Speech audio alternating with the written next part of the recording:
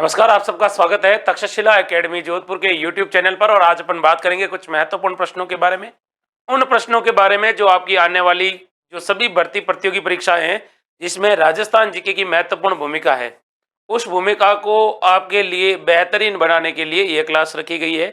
इसमें हर सवाल का पोस्टमार्टम होता है। सवाल के अंदर कितने सवाल छिपे होते हैं वो सवाल आपको बता दिया जाता है, ताकि आप अपनी जो तैयारी है उस तैयारी को और भी बेहतर कर सकें। पहला सवाल अपनी स्क्रीन पर है। पहला सवाल क्या है? राजस्थान में तांबा खनन का कार्य कौन सी कंपनी करती है? तो हमारे राजस्थान में तांबा का उत्पादन होता है, ये तो आपको पता है। इसके अलावा यहाँ पर उत्पादन कौन सी कंपनी करती है वो आपको बताना है। चार ऑप्शन है आपके सामने: Hindustan zinc limited, Hindustan copper limited, Hindustan copper limited और खेतड़ी कॉपर एंड एंटरप्राइजेज।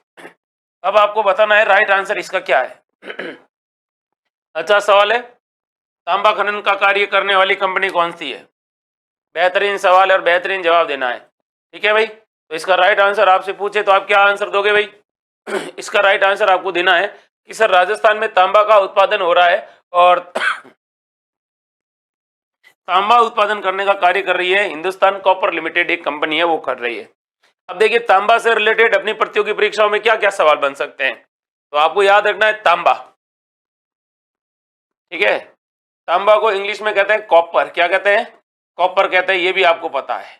अब देखिए आपसे सवाल ये पूछा जाएगा कि तांबा का जो भंडार है, अगर तांबा है, उस तांबा के बारे में आपसे पूछा जाएगा कि तांबा उत्पादन में राजस्थान का कौन सा स्थान है। तो उत्पादन में कहते हैं कि पूरे देश में राजस्थान दूसरी रैंक पर है तांबा उत्पादन में। लेकिन अगर आपसे पूछे कि तांबा उत्पादन में दूसरा स्थान है तो तांबा भंडार में कौन सा स्थान है, तो याद रखना तांबा उत्पादन में भी दूसरा है और तांबा भंडार में भी क्या है भाई? राजस्थान का स्थान दूसरा स्थान है। ये तो याद रखना ही रखना है। फिर आपसे सवाल ये पूछा जाएगा कि बताइए भाई ये जो हमारे राजस्थान में तांबा जिला किसे कहते हैं? तांबा जिला के बारे में जब भी आपसे पूछे तो आप कहोगे सर तांबा जिला कहा जाता है झुंझुनू जिले को। किस जिले को कहा जाता है? झुंझुनू को कहा जाता है। फिर आपसे सवाल पूछा जाएगा कि ताम्र नगरी किसको कहते हैं, ये भी याद रखना मेरे भाई। ताम्र नगरी कहते हैं उदयपुर को। किसको कहते हैं भाई?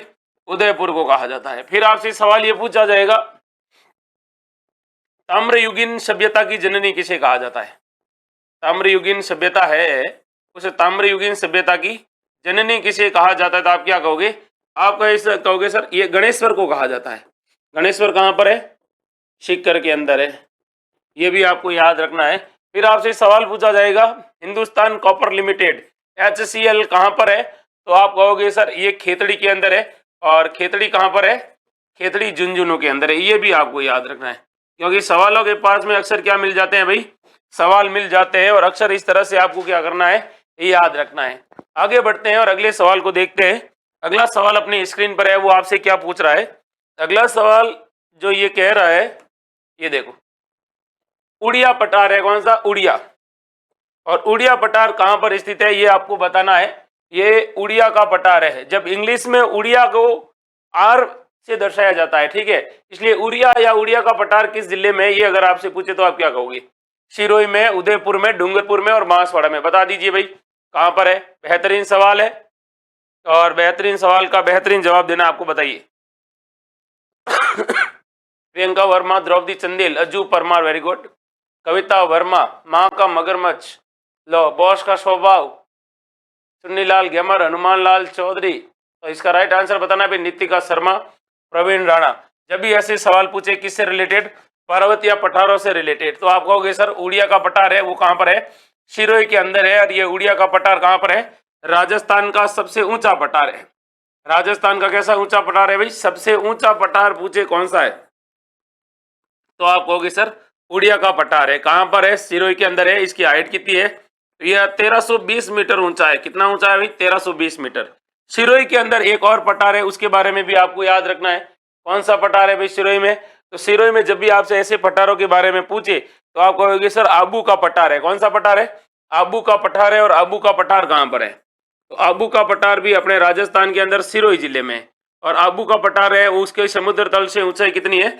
1200 मीटर है। और ये राजस्थान का दूसरा ऊंचा पठार है। कैसा? राजस्थान का दूसरा सबसे ऊंचा पठार कौन सा है? आबू का पठार है। ये भी आपको याद रखना है।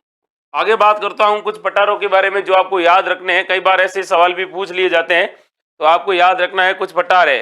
जैसे आपसे सवाल पूछा जाएगा, बताओ मेरे भाई भोराट का पठार कहाँ पर है?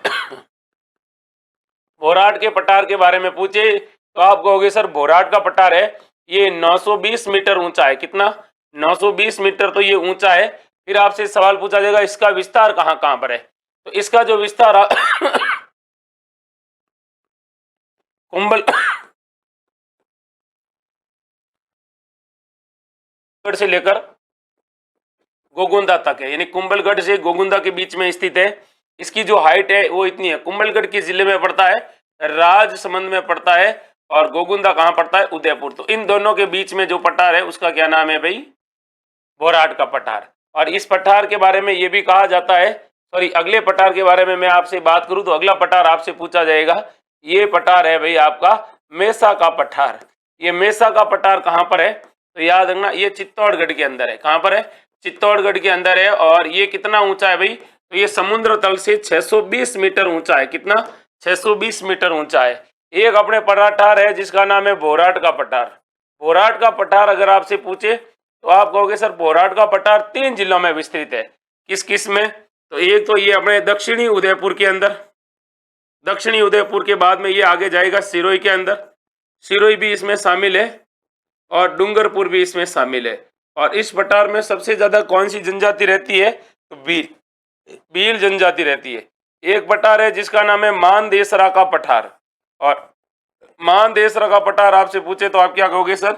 ये तो हमारे राजस्थान के चित्तौड़गढ़ जिले में। कौन से जिले में? चित्तौड़गढ़ जिले में। फिर आपसे सवाल पूछा जाएगा धीराजी का पठार कहाँ पर है? तो धीराजी का पठार आपसे पूछे तो आप क्या कहोगे? सर ये चित्तौड़गढ़ के अंदर है। कहाँ पर है? चित्तौड़गढ़ के अंदर है। फिर आपसे सवाल पूछा जाएगा, बताओ भाई क्रास्का का या फिर कांकड़वाड़ी का पठार कहाँ पर है? क्रास्का और कांकड़वाड़ी इन दोनों का अगर आपसे पठार पूछे तो आप क्या कहोगे कि ये सर दोनों अलवर जिले में। किस जिले में? अलवर जिले के अंदर है। ये क्या है भाई? प्रमुख पठार है जो अक्सर आपसे पूछ लिए जाते हैं। कौन सा पठार किस जिले में है ये याद रखना है। ठीक है भाई। अगला सवाल बेहतरीन सवाल है और बेहतरीन तरीके से आपको याद रखना है भाई। लसाड़िया का पठार, बिल्कुल लसाड़िया का पठार उदयपुर के अंदर है, याद रखना है। लसाड़िया के पठार के बारे में भी याद रखना है। आगे बात करता हूं। तो अगला सवाल है वो ये वाला है, देखिएगा कि टंगस्टन उत्पादन निम्न में से कहां, टंगस्टन उत्पादन निम्न में से कहां की खदान में होता है? तो अपने राजस्थान में टंगस्टन का क्या होता है भाई? उत्पादन होता है और कहां होता है ये आपको बताना है। बता दीजिए भाई। और आपको वीडियो पसंद आ रहा है तो आपको लाइक भी करना है, क्योंकि जब भी आपसे टंगस्टन की बात करें तो आप कहोगे सर इसको वुल्फ्रम कहा जाता है। इंग्लिश में क्या कहते हैं? इसको वुल्फ्रम कहते हैं और इसका प्रतीक माना गया है W। और ये भी याद रखना है कि इसका गलनांक सर्वाधिक होता है। क्या? इसका जो गलनांक होता है ना वो सर्वाधिक होता है। कितना होता है? तो आप कहोगे सर 3500 डिग्री सेंटीग्रेड तापमान पर भी ये क्या होता है भाई? पिघलता नहीं है। ये इसका सर्वश्रेष्ठ तापमान है। फिर इसका उपयोग कहाँ होता है? तो इसका उपयोग होता है इलेक्ट्रिसिटी में। कहाँ होता है भाई?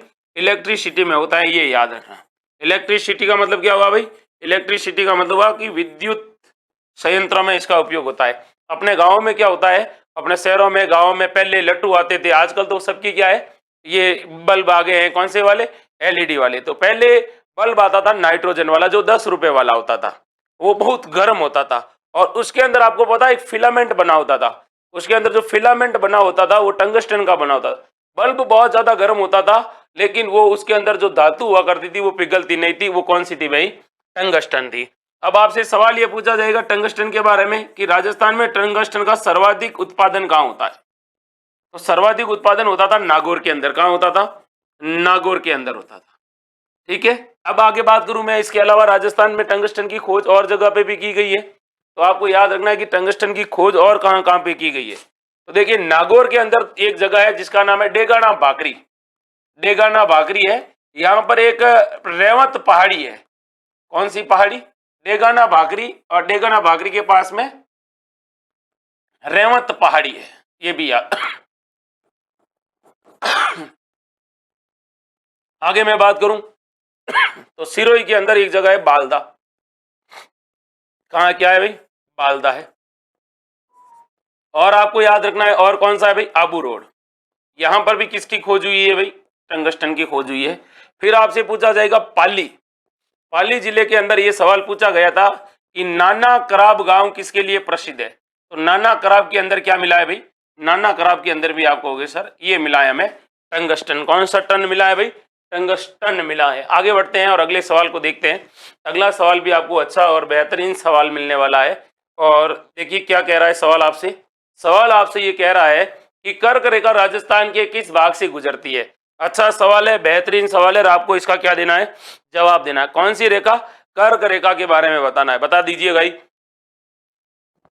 कर्क रेखा के बारे में पूछा। जब आप राजस्थान का इस प्रकार से क्या बनाते हो, मैप बनाते हो, नहीं बनाते हो, देखिए ये राजस्थान का इस तरह से मैप आप बनाते हो, और उस मैप के अंदर आप क्या देखते हो भाई, हमारे राजस्थान के अंदर इस प्रकार के मैप में आप देखते हो कि कर्क रेखा कहां से होकर गुजरती है। तो जब भी कर्क रेखा की बात करेगी तो आप क्या जवाब दोगे भाई, तो आपको बताना है, बताइए। महिपाल, महिपाल मेरे यहाँ एक ब्लॉग भी आता है, ठीक है, तो अध्यक्ष बनने से पहले तुम्हारा टिकट कट जाएगा, पढ़ाई पे ध्यान दे दे। राइट आंसर देखिए ये वाला है, दक्षिणी भाग में, हमारे राजस्थान में दक्षिणी भाग में एक रेखा गुजरती है कर्क रेखा, दो जिलों से होकर गुजरती है कर्क रेखा। कौन कौन सी जिलों से गुजरती है, एक जिला है डूंगरपुर और दूसरा जिला है बांसवाड़ा। डूंगरपुर और बांसवाड़ा से जो रेखा गुजरती है वो कर्क रेखा गुजरती है, ये आपको याद रखना है। कर्क रेखा की क्या विशेषता है, तो कर्क रेखा से जैसे जैसे आप उत्तरी और उत्तर की ओर जाओगे, ऊपर की ओर जाओगे, तो जो सूर्य की किरणों का तिरछापन है वो क्या होता जाएगा, बढ़ता जाएगा। क्या होता जाएगा भाई, बढ़ता जाएगा। अब सवाल जो फैक्टम फैक्ट है जहां से आपके आ सकते हैं उसके बारे में मैं आपको बात करता हूं। तो आपको याद रखना है कि देखिए कर्क रेखा, सवाल आपसे पूछा जाएगा कर्क रेखा के सबसे नजदीकी जिला कौन सा है। तो कर्क रेखा के सबसे नजदीकी जिला आपसे पूछे तो आप कहोगे सर बांसवाड़ा जिला है। कौन सा है, बांसवाड़ा जिला है, पहली बात तो ये याद रखना। फिर आपसे सवाल पूछा जाएगा कर्क रेखा से सबसे दूरस्थ जिला कौन सा है। तो जब भी दूरस्थ जिला की बात आएगी तो आप क्या जवाब दोगे, आप दोगे सर श्री गंगानगर। लेकिन अगर आपसे सवाल पूछे कि सबसे नजदीकी नगर कौन सा है तो आप क्या जवाब दोगे, तो आप सर जवाब देना कुशलगढ़। कुशलगढ़ सबसे नजदीकी क्या है, नगर है, ये भी आपको याद रखना है। फिर आपसे ये सवाल पूछा जाएगा ये जो कर्क रेखा है ये कितने डिग्री रेखा पर गुजरती है, तो 23.5 डिग्री रेखा होती है जिसको कर्क रेखा कहा जाता है। ये उत्तरी अक्षांश में है। कौन से अक्षांश में, उत्तरी अक्षांश में जो 23.5 डिग्री रेखा है उसको ये कहा जाता है। फिर आपसे सवाल ये पूछा जाएगा कि सूर्य की किरणों का सर्वाधिक सीधापन कहाँ रहता है। तो सूर्य की जो किरणें होती है, किसकी किरणें, सूर्य की किरणें, और सूर्य की किरणें अगर पूछे राजस्थान में सबसे सीधी कहाँ पड़ती है, तो राजस्थान में सूर्य की किरणें सबसे सीधी पड़ती है, वो अपने जिस जिले में उसका नाम है बांसवाड़ा। लेकिन अगर आपसे सवाल पूछे सबसे तिरछी कहाँ पर पड़ती है, तो तिरछी पड़ती है अभी किस जिले में, गंगानगर में। ये भी आपको याद रखना है। इसके अलावा आपको पता है 21 जून को क्या कहा जाता है, 21 जून को कर्क संक्रांति कहा जाता है, ये भी आपको याद रखना है। फिर आपको ये भी याद रखना है 21 जून को कौन सा दिवस मनाया जाता है, योग दिवस मनाया जाता है। फिर आपको ये भी याद रखना है कर्क रेखा भारत के कितने राज्यों से होकर गुजरती है, 8 राज्यों से होकर गुजरती है। सर्वाधिक मध्य प्रदेश से और सबसे कम त्रिपुरा से होकर गुजरती है, ये भी आपको क्या रखना है, ये याद रखना है। क्या रखना है भाई, ये याद रखना है। आगे बढ़ते हैं और अगले सवाल को देखते हैं। अगला सवाल भी बेहतरीन मिलेगा और गजब मिलेगा। हमने अब तक कितने सवाल याद कर रखे हैं भाई, 4 सवाल याद कर लिए हैं, और अगला सवाल अपनी स्क्रीन पर है। उससे पहले आपको वीडियो को फटाफट क्या करना पड़ेगा, लाइक करना पड़ेगा, ज्यादा से ज्यादा वीडियो को लाइक करना है भाई, ज्यादा से ज्यादा। अगला सवाल है तख्त सागर नामक जल काय राजस्थान के कि जिस जिले में स्थित है वह है। तो राजस्थान के अंदर एक जल काय है, यानी एक क्या है, एक जल का, यानी एक जल का स्रोत है, चाहे ताल झील कहो अपन, छोटी झील कहें, बता दीजिए भाई किस जिले में है। तख्त सागर, जोधपुर, जयपुर, जालोर और झुंझुनू। बेहतरीन जवाब देना है। महिपाल तंवर, बावंडा, जीवराज, दांदू, राजमल मिला, नंदलाल मेड़ा, सीमा चौधरी, पूजा वर्मा, माँ का लाडला, कविता वर्मा। फटाफट आंसर बता दीजिए भाई, बेहतरीन सवाल है। संजय डामोर, कविता वर्मा, नितिका शर्मा। अच्छा आंसर है तख्त सागर जल काय कहाँ स्थित है, परवीन, वेरी गुड, बहुत बढ़िया भाई। ममता सैनी, हाँ, कविता वर्मा, नितिका शर्मा, नंदलाल मेहरा, सीमा चौधरी, डॉक्टर राज चौहान। अच्छा और बेहतरीन सवाल है, सबने बढ़िया बढ़िया आंसर दिया है भाई। लेकिन अभी तक जिन्होंने आंसर दिया है उन सब में से एक आदमी ने सही जवाब दिया है, वो है जीवराज। बाकी तुम सब लड़लाइकों के सवाल क्या है भाई, सबके सबके गलत है। ए ऑप्शन वाले सही है। अब अपनी पार्टी चेंज करके ए ऑप्शन वाला राइट करो। देखिए, तख्त सागर कहाँ पर है? जोधपुर के अंदर है। कहाँ पर है? जोधपुर के अंदर है। इसका निर्माण करवाया था जोधपुर के शासक थे, उनका नाम था तख्त सिंह।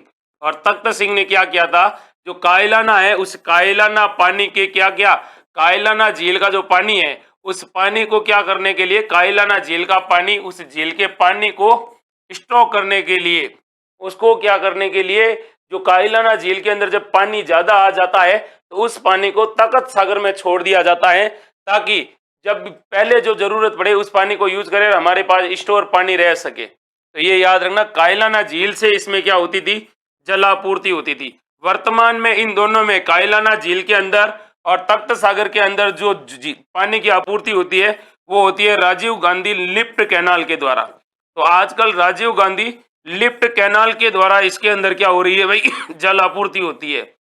ये याद रखना है। इसका निर्माण 1936 में करवाया गया था। आपको पता होना चाहिए कि आप जाते हो, जोधपुर के अंदर एक मंदिर है और उस मंदिर के बारे में कहा जाता है कि वो जोधपुर का सबसे ऊंचाई पर स्थित मंदिर है। बता दीजिए भाई कौन सा मंदिर है जोधपुर में सबसे ऊंचा मंदिर ना? तो आपको पता है, हमारे जोधपुर के अंदर एक मंदिर है सिद्धनाथ मंदिर, और सिद्धनाथ मंदिर ऊपर पहाड़ी में है, और सिद्धनाथ मंदिर के नीचे एक झील है जिसका नाम है तख्त सागर झील। ये भी आपको क्या रखना है भाई, याद रखना है। क्या रखना है भाई, याद रखना है। बेहतरीन सवाल है और बेहतरीन तरीके से याद रखना है, गलत तुक्के नहीं मानने कि सर जोधपुर में तो ही नहीं। तख्त सागर झील एक जोधपुर में भी है, उमेद सागर भी एक जोधपुर में, ये भी याद रखना है। कायलाना भी कहाँ है, जोधपुर में। बाल समंद भी कहाँ है, जोधपुर के अंदर है। याद रखना है, भूलना कभी नहीं है। आगे देखते हैं और अगले सवाल को देखते हैं। और अगला सवाल है, ये क्या कह रहा है, मृत नदी की उपमा किस नदी को कहा जाता है? हमारे राजस्थान में एक नदी है मृत, मृत नदी किसे कहा जाता, बताना है। बताइए भाई, मृत नदी किसे कहा जाता है? बेहतरीन सवाल है और सीधे से आपको जवाब देना है।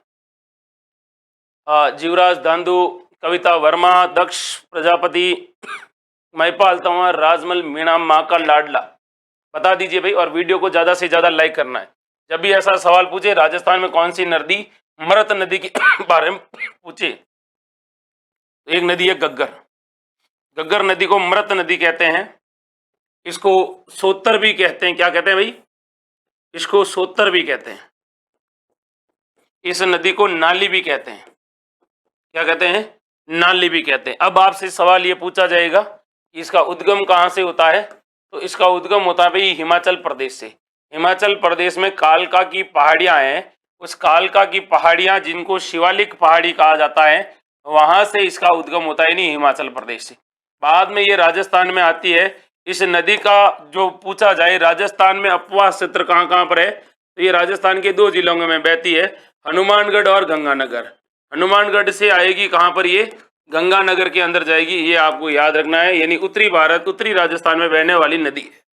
इस नदी की क्या विशेषता है, तो ये भारत की सबसे बड़ी आंतरिक अपवाह तंत्र की नदी है। तो भारत की सबसे बड़ी पूछे और सबसे बड़ी कैसी नदी पूछे, आंतरिक नदी पूछे, आंतरिक अपवाह तंत्र की, तो आप क्या कहोगे, आप कहोगे सर आंतरिक अपवाह तंत्र की भारत की सबसे बड़ी नदी है वो है गग्गर। फिर आपको यह भी पता होना चाहिए, इसका पानी कभी कभी पाकिस्तान तक चला जाता है। पाकिस्तान में इसका पानी जाता है भाई फोर्ट अब्बास तक।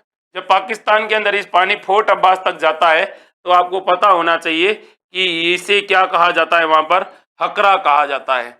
अब आपको ये भी पता होगा कि इस नदी के अंदर, इस नदी के पार्ट में जो मिट्टी पाई जाती है उस मिट्टी को क्या कहा जाता है, तो उस मिट्टी को कहा जाता है काठी, या फिर क्या कहा जाता है, बग्गी कहा जाता है। काठी या फिर बग्गी कहा जाता है। ये भी आपको क्या रखना है, यही याद रखना है भाई। ठीक है, आगे बात करता हूं मैं इसके बारे में। तो इस नदी के बारे में, तो ये नदी है वो राजस्थान के 2 जिलों में बहती है और अपने एक सभ्यता है जिसका नाम है कालीबंगा सभ्यता, जो हनुमानगढ़ जिले में है। और कहता है कि कालीबंगा सभ्यता इसी नदी के किनारे क्या है, मिली है, जिसका नाम क्या है भाई, गग्गर है। कौन सा घर है, गग्गर है। आगे बढ़े और अगले सवाल को देखते हैं। अगला सवाल भी आपको अच्छा सवाल मिलेगा, बेहतरीन सवाल है और बेहतरीन तरीके से आपको जवाब देना है। क्या कह रहा है सवाल आपसे? सवाल आपसे ये पूछ रहा है मुहनोत नैणसी किस राज्य का दीवान था? एक व्यक्ति था जिसका नाम था मुहनोत नैणसी और किस राज्य का दीवान था ये आपको बताना है। आपके सामने 4 ऑप्शन है। पहला ऑप्शन है बीकानेर, दूसरा है जोधपुर, तीसरा है उदयपुर और चौथा है जयपुर। बेहतरीन जवाब देना है भाई। विमल, मंगल, महिपाल तंवर, डॉक्टर राज चौहान, जीवराज दांदू, सुरेश कड़वासरा। बताओ भाई। नंदलाल डामोर, नंदलाल मेड़ा बांसवाड़ा से, दक्ष प्रजापति, विमल मंगल, राजमल मीणा। बताइएगा। मुहनोत नैणसी, वेरी गुड, महिपाल तंवर, विमल मंगल। तो बेहतरीन सवाल का बेहतरीन जवाब देना होता है और इसका राइट आंसर है भाई जोधपुर। कौन सा है भाई? जोधपुर। जोधपुर के एक शासक हुआ करते थे जिनका नाम था जसवंत सिंह प्रथम, और जसवंत सिंह प्रथम का ये क्या हुआ करता था? दीवान हुआ करता था। जसवंत सिंह प्रथम का ये दीवान था। और कहते हैं कि मुहनोत नैणसी ने 2 पुस्तकें लिखी थी। कौन सी लिखी थी? एक तो लिखी थी इन्होंने मारवाड़रा परगनारी विगत, मारवाड़रा परगनारी विगत, एक तो इन्होंने ये लिखी थी। और एक पुस्तक और लिखी थी, उसके बारे में भी आपको याद रखना है, जिसे कहा जाता है नैणसिरी ख्यात। नैणसिरी ख्यात कहा जाता है। और राजस्थान में अगर पूछे कि सबसे प्राचीन ख्यात कौन सी है, तो राजस्थान में सबसे प्राचीन ख्यात की अगर आपसे बात करें तो आपको सर राजस्थान में सबसे प्राचीन ख्यात है नैणसिरी ख्यात। किसकी ख्यात है भाई? नैणसिरी ख्यात राजस्थान में सबसे प्राचीन अर्थात सबसे पुरानी ख्यात मानी जाती है। अब आगे बात करता हूं मैं आपको इसके बारे में। तो नैणसी को राजस्थान का क्या कहा गया है भाई? राजस्थान का अबुल फजल कहा गया है। राजस्थान का अबुल फजल कहा गया है। और राजस्थान का अबुल फजल किसने कहा था? तो एक व्यक्ति थे इतिहासकार जिनका नाम था मुंशी देवी प्रसाद। इसके अलावा इनको क्या कहा जाता है? राजस्थान का गजेटियर कहा जाता है। राजस्थान का क्या कहा जाता है? गजेटियर कहा जाता है। ये भी आपको याद रखना है। और कहते हैं कि एक व्यक्ति है डॉक्टर कानूनगो, और डॉक्टर कानूनगो ने क्या कहा था कि भाई ये जो अपने मुहनोत नैणसी थे, वो नैणसी कहते हैं कि अपने अबुल फजल से भी श्रेष्ठ थे। तो कभी पूछ ले राजस्थान के अंदर किस व्यक्ति को अबुल फजल से श्रेष्ठ बताया था? डॉक्टर कानूनगो ने। तो आप क्या कहोगे? सर ये बात मेरी सही है कि ये डॉक्टर कानूनगो ने कही थी। ये भी आपको याद रखना है भाई। हालांकि ये बात अलग है कि नैणसी ने आत्महत्या की थी जब इनके ऊपर क्या लग जाता है भाई? चोरी का आरोप लग जाता है। तो ये और इनके भाई होते हैं वो जोधपुर जेल में बंद होते हैं और वहां पर कटार घोंप कर अपनी एक दूसरे की क्या कर देते हैं? हत्या कर देते हैं। आगे बढ़ते हैं और अगला सवाल देखते हैं। और अगला सवाल अपनी स्क्रीन पर है। वो क्या पूछ रहा है? वो ये कह रहा है भाई, देखो आप ही बता दीजिएगा। ये कह रहा है तुंगा का युद्ध किस वर्ष लड़ा गया था? और तुंगा का युद्ध कब लड़ा गया था ये आपको बताना है। 4 ऑप्शन है आपके सामने। ये युद्ध लड़ा गया था सवाई प्रताप सिंह के बीच में। जयपुर के शासक थे सवाई प्रताप सिंह, और सवाई प्रताप सिंह के सामने कौन था? महादजी सिंधिया था। महादजी सिंधिया और इनके बीच में ये युद्ध लड़ा गया था। ये कब लड़ा गया था ये आपको बताना है। इस युद्ध के अंदर कहते हैं जोधपुर के शासक होते हैं विजय सिंह। जोधपुर के शासक कौन होते हैं? विजय सिंह होते हैं। वो भी आते हैं और ये किसकी सहायता करते हैं भाई? सवाई प्रताप सिंह की सहायता करते हैं।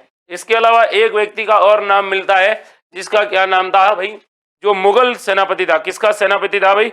मुगलों का सेनापति था। उसके बारे में भी आपको क्या रखना है? याद रखना है। कौन था भाई मुगलों का सेनापति? आपको याद रखना है। तो आप कहोगे सर एक व्यक्ति था मोहम्मद बेग हमदानी, और मोहम्मद बेग हमदानी भी आया था और इसने भी क्या की थी भाई? सवाई प्रताप सिंह की सहायता की थी। इस युद्ध में मराठों की क्या हुई थी? हार हुई थी। ये युद्ध हुआ था 1787 के अंदर। कब हुआ था ये युद्ध? 1787 के अंदर हुआ था और महादजी सिंधिया की हार हुई। महादजी सिंधिया ने एक बात कही थी, कहा था कि अगर मैं जीवित रहा यानी जिंदा रहा तो जयपुर को धूल में मिला दूंगा। ये बात भी इन्होंने कही थी। सवाई प्रताप सिंह जी के बारे में बहुत सारे सवाल पूछे जाते हैं। जैसे इनके दरबार में गंधर्व 22 रहते थे। कौन से 22 रहते थे? गंधर्व 22 रहते थे, जो 22 अलग अलग विद्याओं के विद्वान थे। इसके अलावा ये स्वयं ब्रज निधि के नाम से कविता लिखते थे। ब्रज निधि के नाम से क्या लिखते थे? कविता लिखते थे। इनका काल जयपुर शैली का स्वर्ण काल कहलाता है। जयपुर चित्र शैली का कैसा काल कहलाता है? जयपुर चित्र शैली का स्वर्ण काल कहलाता है। ये भी आपको पता होगा। जयपुर चित्रशैली का कैसा काल? स्वर्ण काल कहा जाता है। इन्होंने हवा महल का निर्माण करवाया था, जिसे एयर दुर्ग कहा जाता है। तो हवा महल का भी इन्होंने क्या करवाया था? निर्माण करवाया था। इन्होंने जयपुर के अंदर एक संगीत सम्मेलन बुलाया था। कैसा सम्मेलन? संगीत सम्मेलन बुलाया था। और इस सम्मेलन के अंदर इन्होंने एक ग्रंथ का क्या करवाया था? अवलोकन करवाया था, जिसका नाम था राधा गोविंद संगीत सार। और राधा गोविंद संगीत सार के बारे में ऐसा कहा जाता है, ये ग्रंथ लिखा गया था देवर्षि ब्रजपाल भट्ट के द्वारा। फिर आपको ये भी पता होगा कि इनके जो काव्य गुरु थे, इनके जो काव्य गुरु थे वो थे गणपति भारती। कैसे भारती? गणपति भारती। ये तो आपको याद रखना है। फिर आपको ये भी याद रखना है कि इनके एक और गुरु थे, जिनका नाम था भाई काव्य गुरु के अलावा संगीत गुरु। और संगीत गुरु कौन थे? तो आप कहोगे सर इनके संगीत गुरु थे, उनका नाम क्या था? बता दीजिएगा भाई। चांद खां। कौन थे? चांद खां थे। ये भी आपको क्या रखना है? याद रखना है। सवाल आपसे अगर ये पूछ ले कि जयपुर के अंदर सबसे ज्यादा मराठा आक्रमण किसके समय हुए, तो सवाई प्रताप सिंह के समय जयपुर के अंदर सर्वाधिक मराठा आक्रमण हुए थे। ये भी आपको याद रखना है। जयपुर में सर्वाधिक मराठा आक्रमण किसके समय हुए? तो सवाई प्रताप सिंह के समय हुए। ये भी आपको क्या रखना है भाई? एग्जैक्ट याद रखना है। आगे बात करता हूं मैं, अगले सवाल की तरफ बढ़ता हूं और अगले सवाल को भी आपको अच्छे से देखना है, निहारना है, फिर आपको उसका जवाब देना है। सवाल क्या पूछा है भाई? सवाल ये पूछा है कि ब्लू पोएट्री को राजस्थान में किस शासक द्वारा लाया गया? तो हमारे राजस्थान के अंदर एक पोएट्री है जिसका नाम है ब्लू पोएट्री, और ब्लू पोएट्री को राजस्थान में कौन लाए थे? इसका आपको सटीक जवाब देना है। बता दीजिए भाई, राजस्थान में कौन सी पोएट्री, ब्लू पोएट्री, और ब्लू पोएट्री को कौन लाए थे? जब भी ऐसे सवाल पूछा जाएगा तो आप कहोगे सर राजस्थान के अंदर ब्लू पोएट्री लाने का श्रेय दिया जाता है। वो किसको दिया जाता है भाई? एक शासक थे अपने जयपुर के। कौन थे भाई? महाराजा कौन थे? राम सिंह, मान सिंह, माधो सिंह या भवानी सिंह? अच्छा सवाल है, बेहतरीन जवाब दिया है आप लोगों ने। महाराजा मान सिंह जी थे और मान सिंह प्रथम थे। ये मान सिंह ये ब्लू पोएट्री को कहां से लाए थे? ये लाहौर से लाए थे। कहां से लाए थे? लाहौर से लाए थे। लेकिन अगर आपसे पूछे ये मूल रूप से कहां की है, तो आप कहोगे सर ये मूल रूप से पर्सिया की है। पर्सिया कहां पर है? तो पर्सिया ईरान के अंदर है। मूल रूप से पर्सिया ईरान की है। ये भी आपको याद रखना है। फिर आपसे सवाल ये पूछा जाएगा कि ब्लू पोएट्री है, ये ब्लू पोएट्री कहाँ की प्रसिद्ध है? तो याद रखना भाई ब्लू पोएट्री जयपुर की प्रसिद्ध है। क्या होता है ब्लू पोएट्री में? तो आपको पता है कि चीनी मिट्टी के जो बर्तन होते हैं, और चीनी मिट्टी के बर्तनों पर किसके रंग की? नीले रंग की कारीगरी की जाती है। नीले रंग की क्या की जाती है? नीला, ब्लू रंग। नीले रंग की जो चित्रकारी की जाती है उसको क्या कहा जाता है? ब्लू पोएट्री कहा जाता है। अब आपको यह भी याद रखना है, सवाल पूछे कि किस शासक के काल को ब्लू पोएट्री का स्वर्ण काल कहा जाता है? तो ब्लू पोएट्री का स्वर्ण काल जब भी आपसे पूछे तो आप कहोगे सर सवाई प्रताप सिंह जी थे ना, सवाई प्रताप सिंह के काल को ब्लू पोएट्री का स्वर्ण काल कहा जाता है। ये तो आपको याद रखना है। फिर आपको ये भी याद रखना है कि ये जो ब्लू पोएट्री थी ना, इस ब्लू पोएट्री को कौन सा टैग मिल चुका है? जीआई टैग मिल चुका है। एक सवाल आपसे पूछा जाएगा कि प्रसिद्ध कलाकार कौन थे? तो प्रसिद्ध कलाकार हुए थे भाई जिनको पद्मश्री पुरस्कार दिया जा चुका है, और उनका क्या नाम था भाई? पद्मश्री पुरस्कार, पद्मश्री से सम्मानित कृपाल सिंह शेखावत। कौन भाई? पद्मश्री कृपाल सिंह शेखावत। और कृपाल सिंह शेखावत इस कला के प्रसिद्ध कलाकार थे। और कृपाल सिंह शेखावत कहाँ के थे? तो आपको ये भी याद रखना है, ये मऊ गांव के रहने वाले थे। मऊ गांव कहां पर है? सिक्कर के अंदर है। और इनके गुरु कौन थे? तो गुरु का नाम था भाई भूर सिंह शेखावत। कौन से शेखावत? भूर सिंह शेखावत इनके थे गुरु। ये भी आपको क्या रखना है? याद रखना है। भूर सिंह शेखावत इनके क्या थे? गुरु थे। ये भी आपको याद रखना है। ऐसे सवाल अक्सर प्रतियोगी परीक्षाओं में कहीं ना कहीं घुमाकर आपके सामने क्या कर देते हैं? पटक देते हैं कि बता मेरे भाई, बता बीरा, इसका राइट आंसर क्या है। अगला सवाल देखते हैं, और अगला सवाल अपनी स्क्रीन पर है। वो आपसे ये पूछ रहा है कि निम्न में से कौन सा गरासिया जनजाति से संबंधित नृत्य है? तो इनमें से कौन सा नृत्य है जो गरासिया जनजाति से संबंध रखता है? चार ऑप्शन है आपके सामने, बेहतरीन जवाब देना है। अच्छा सवाल है और बेहतरीन जवाब देना है कि गरासिया जनजाति से संबंधित नृत्य है गुड़ला, वालर, गेर या गौरी। अच्छा और बेहतरीन सवाल पूछा है। जब इस प्रकार के सवाल पूछे तो आपको सटीक आंसर देना है। गुड़ला, वालर, गेर या गौरी। देखिए गरासिया जनजाति राजस्थान में सर्वाधिक निवास करती है सिरोही जिले में। किस जिले में निवास करती है? सिरोही जिले में निवास करती है। ये तो आपको याद रखना ही रखना है। लेकिन आपसे पूछा है कि कौन सा नृत्य है, तो इस नृत्य की जब भी बात होगी तो आपको सही और तरोताजा आंसर देना है कि सर वो नृत्य है वालर नृत्य। वालर नृत्य की क्या विशेषता है? तो ये बिना वाद्य यंत्र के किया जाने वाला नृत्य है। बिना वाद्य यंत्र मतलब इसमें किसी प्रकार का कोई वाद्य यंत्र का प्रयोग नहीं होता है। ये युगल नृत्य है। स्त्री और पुरुष दोनों इसमें भाग लेते हैं और कहते हैं कि इस नृत्य के अंदर 2 अर्धवृत्त घेरे बनाए जाते हैं और अर्धवृत्त घेरों में ये क्या किया जाता है? अर्धवृत्त घेरे बनाकर या फिर अर्धचंद्राकार घेरे बनाकर नृत्य किया जाता है। ये तो आपको याद रखना ही रखना है, नृत्य किया जाता है। फिर आगे बात करता हूं मैं आपके सामने, तो आपको ये भी याद रखना है कि गरासिया जनजाति से रिलेटेड अपने राजस्थान में कौन कौन से नृत्य किए जाते हैं। तो एक गीत है, आपको पता है मोरिया। मोरिया अच्छो बोलियो रे ढलती रात में, ये तो गीत है, लेकिन मोरिया नृत्य भी है। फिर आपसे सवाल पूछा जाएगा और कौन सा है, तो ये क्या है भाई? गरबा। एक है मादल, और मादल में वादल वाद्य यंत्र बजाया जाता है। इसके अलावा एक है लूर। कौन सा है भाई? एक है लूर। इसके अलावा एक है कूद। एक क्या है? कूद। और एक है गौर। ये सारे के सारे नृत्य हैं हमारे राजस्थान में। किस जनजाति से बिलोंग करते हैं? गरासिया जनजाति से क्या करते हैं भाई? बिलोंग करते हैं, उनसे संबंध रखते हैं। ये भी आपको याद रखना है भाई। आगे सवाल है और अगला सवाल आपको बेहतरीन जवाब देना है। देखिए भाई, सवाल अगला आपसे पूछ रहा है, देखो क्या पूछ रहा है, बता दे भाई, मुझे भी बता दे। ये देखो, हमारे राजस्थान के अंदर कुबड़ पट्टी कहाँ पाई जाती है, आपको बताना है। तो राजस्थान में हाथ में छाता लेकर करते हैं, बिल्कुल। जोगाराम मेघवाल, अज्जू परमार, राज खटीक। राजस्थान में कुबड़ पट्टी कहाँ है, ये बताओ भाई। उदयपुर, राजसमंद, अलवर, भरतपुर, झालावाड़, बूंदी या नागौर, अजमेर? बताइएगा भाई। सवाल अच्छा है, जवाब अच्छा देना है आपको। अज्जू परमार, ललिता रेनीवाल, अज्जू परमार, कविता वर्मा, प्रेम शर्मा, राज खटीक। आंसर दीजिए भाई। दक्ष प्रजापति। हमारे वीडियो को आज लाइक कम मिल रहे हैं भाई, क्या हुआ? नए जोश, नए जुनून और नए प्रश्न है मेरे भाई। आंसर देना है सटीक, और वीडियो को लाइक करोगे तभी तो आपकी अटेंडेंस लगेगी, नहीं तो मुझे क्या पता चलेगा कि पुराने विद्यार्थी और नए विद्यार्थियों में क्या फर्क रह गया। हिमांशु, अक्षर खान, गोविंद पटेल, कल्पना गौतम, माधुरी भार्गव, महेंद्र सोलंकी, नितिका शर्मा, अक्षर खान, डॉक्टर राज चौहान, मोहन राम, गोविंद पटेल।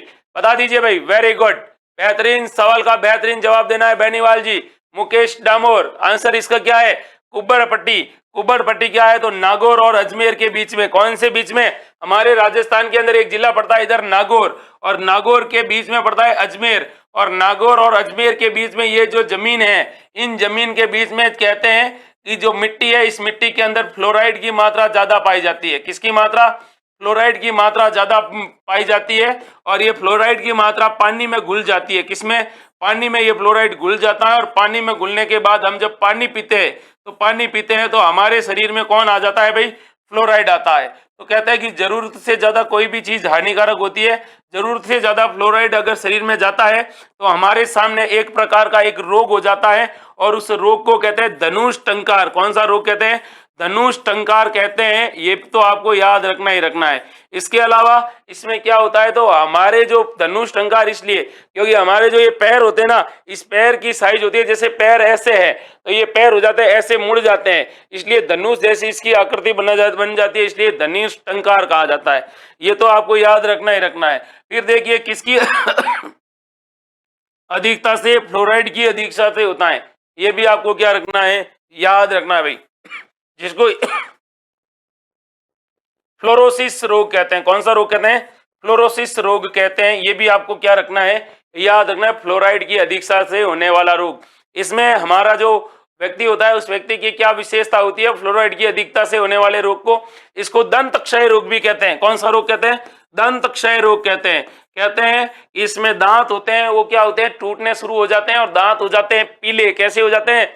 पीले हो जाते हैं। और जो ये कुबड़ होती है, वो कुबड़ निकल जाती है। तो आदमी की कुबड़ हो जाती है ऐसी, और ऐसी होने के बाद आदमी क्या करता है? थोड़ा यूं ऐसे चलता है, क्योंकि पैर होते हैं वो उसके यूं मुड़ जाते हैं, और ये कुबड़ होती है वो बाहर आ जाती है, ये ऐसा हो जाता है, ठीक है। और ऐसा होने के बाद कहते हैं कि उसके दांत भी पीले होते हैं, तो ये धनुष जैसी आकृति बन जाती है, इसलिए धनुष टंका रोग कहा जाता है। ये भी आपको क्या रखना है, याद रखना है भाई, ठीक है। आगे बढ़ते हैं और अगले सवाल को देखते हैं। और अगला सवाल अपनी स्क्रीन पर कौन सा है, देखिए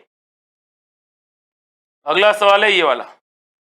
ये सवाल पूछ रहा है कि गीत गोविंद सार का संबंध निम्न में से किस चित्र शैली से है, ये आपको बताना है, बता दीजिए भाई।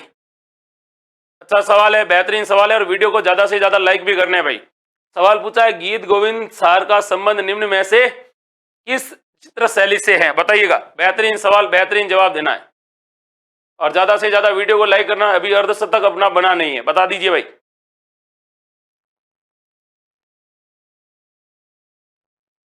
अजू परमार, बेनीवाल, हनुमान लाल, ललिता, विके गुज्जर, दक्ष प्रजापति, कल्पना गौतम, बताइए। MRM के शर्मा, गोविंद पटेल, ये गोविंद पटेल ही रेखा पटेल है, याद रखना है ना। द्रौपदी, लोकेश, कविता, दक्ष, MRM के Sharma, Ramesh Patel, very good. Himanshu, doctor Raj Chauhan, Beniwal sir, Prem Sharma, Vimla Prajapat, Rajmal Meena, Raj Khatik. तो इसका राइट आंसर आपको जब भी पूछे तो आप कहोगे सर ये अपने किस से लिखा है,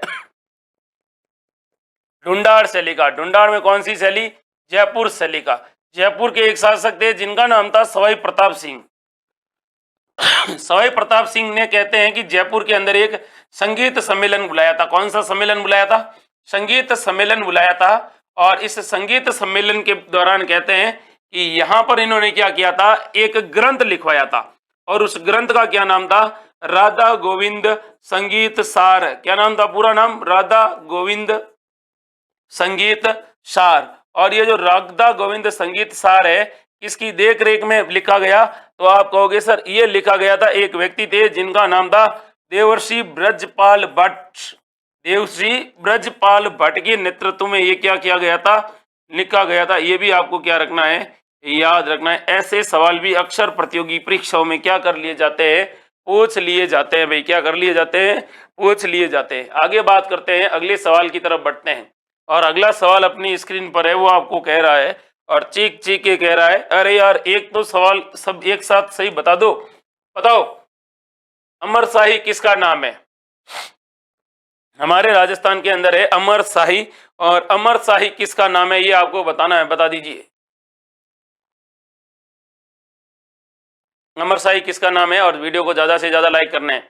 विजय दांदू, कविता वर्मा, द्रौपदी चंदेल, जीवराज दांदू, दक्ष प्रजापति, बताओ। डॉक्टर राज चौहान, कविता वर्मा, आंसर बताइए। महेश कुमार,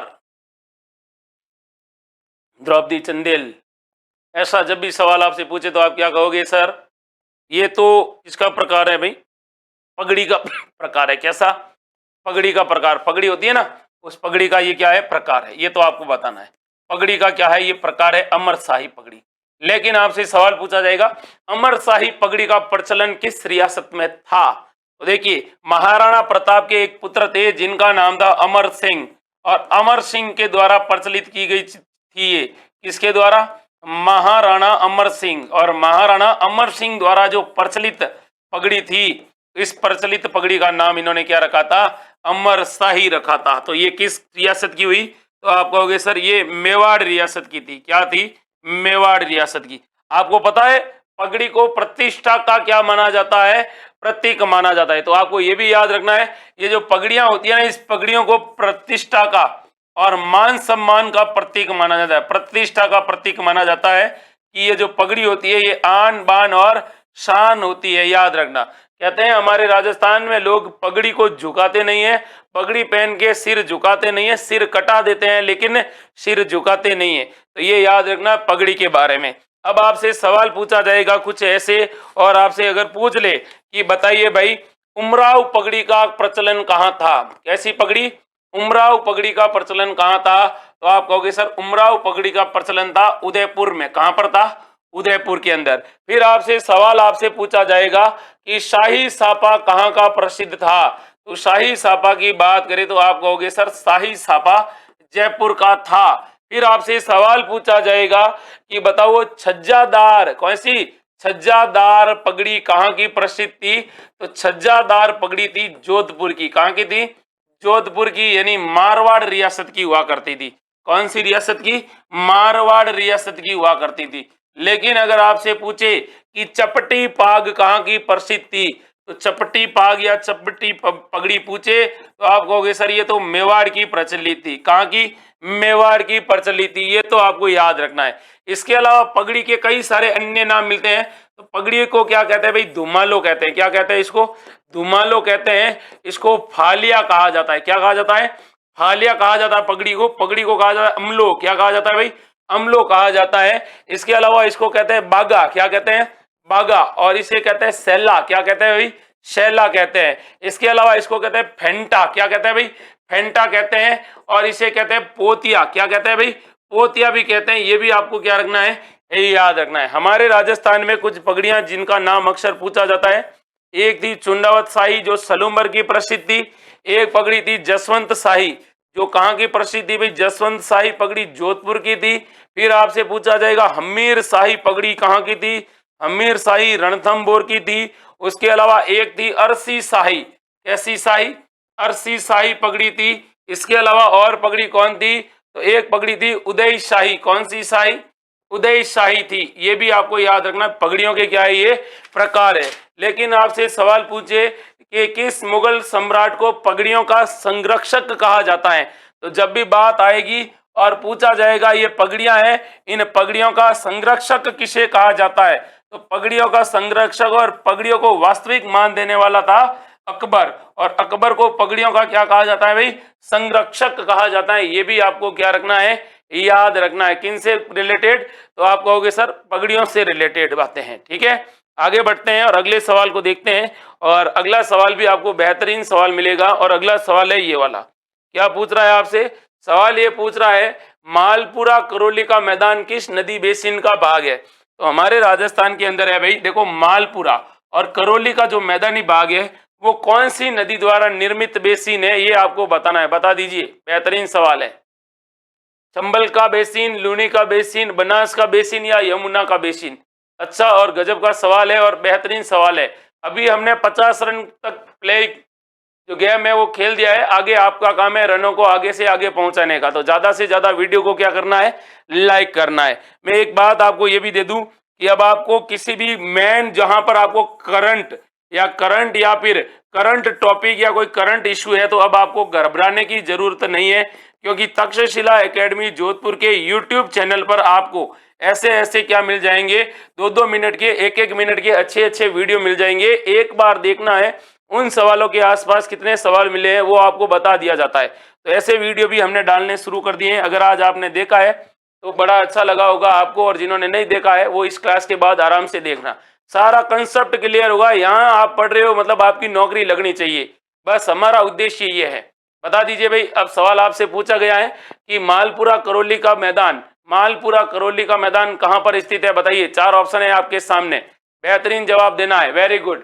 तो ये जो हमारे राजस्थान में एक नदी बहती है बनास, और बनास नदी का जो बेसिन है उस बेसिन को क्या कहा जाता है भाई? बनास नदी के बेसिन को ही कहा जाता है। अब मालपुरा करौली का मैदान है वो कौन सी नदी बनाती है भाई? बनास बेसिन। अब बनास बेसिन के अंदर आपसे सवाल पूछा जाएगा कि बनास बेसिन का विस्तार कितने जिलों में? तो जब भी इसके विस्तार की बात करें आपसे तो आप कहोगे सर ये राजस्थान के 3 जिलों में। एक का नाम है टोंक, एक का नाम है सवाई माधोपुर। कौन सा माधोपुर? सवाई माधोपुर है। और एक कौन सा है भाई? करौली है। कौन सा रोली है? करौली है। इन तीनों में ये विस्तारित रूप से फैला हुआ है। यहाँ पर कैसी मिट्टी पाई जाती है? तो यहाँ पर कांपीय मिट्टी पाई जाती है। कांपीय मिट्टी का मतलब क्या होता है भाई? जलोढ़ मृदा पाई जाती है। कैसी मृदा पाई जाती है? जलोढ़ मृदा पाई जाती है। ये भी आपको क्या रखना है? याद रखना है। क्या रखना है भाई? याद रखना है भाई। अगला सवाल है और अगला सवाल भी बेहतरीन है, और बेहतरीन सवाल का बेहतरीन जवाब देना है। क्या पूछ रहा है सवाल आपसे? सवाल ये पूछ रहा है आपसे भाई, और राजस्थान के अंदर नागौर भी है, राजस्थान के अंदर पाली भी है, और ये अजमेर भी है। इनकी सीमाएं लगती है आपस में थोड़ी थोड़ी। तो यहाँ पर मुख्य रूप से कौन सी मिट्टी पाई जाती है ये आपको बताना है। नागौर, पाली और अजमेर के बीच में जो ये नागौर हो गया, ये पाली हो गया और ये हो गया अजमेर, तो यहाँ पर कौन सी मिट्टी पाई जाती है ये आपको बताना है, बता दीजिए। अच्छा सवाल है, बेहतरीन सवाल है। बताइए। महेश कुमार पीटे बन गए हैं आप, बहुत बहुत बधाई हो आपको। अजू परमार, तनुजा रावल, अजू परमार, ललिता रेनीवाल,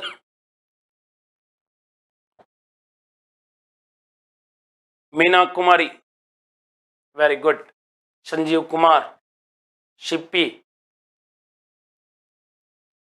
हाँ, तो इसका राइट आंसर जब भी आपसे पूछे तो आप कहोगे सर इसका प्रसार राजस्थान में किस जिले में है भाई। बहुत बढ़िया भाई, राजस्थान के अंदर आप कौन सी मिट्टी बताओगे, तो इसकी जो राइट आंसर बताना है, वेरी गुड। डपाचुक हो गए ना भाई। हाँ, तो ऐसे सवाल अक्सर क्या करते हैं भाई, डपाचुक करते हैं।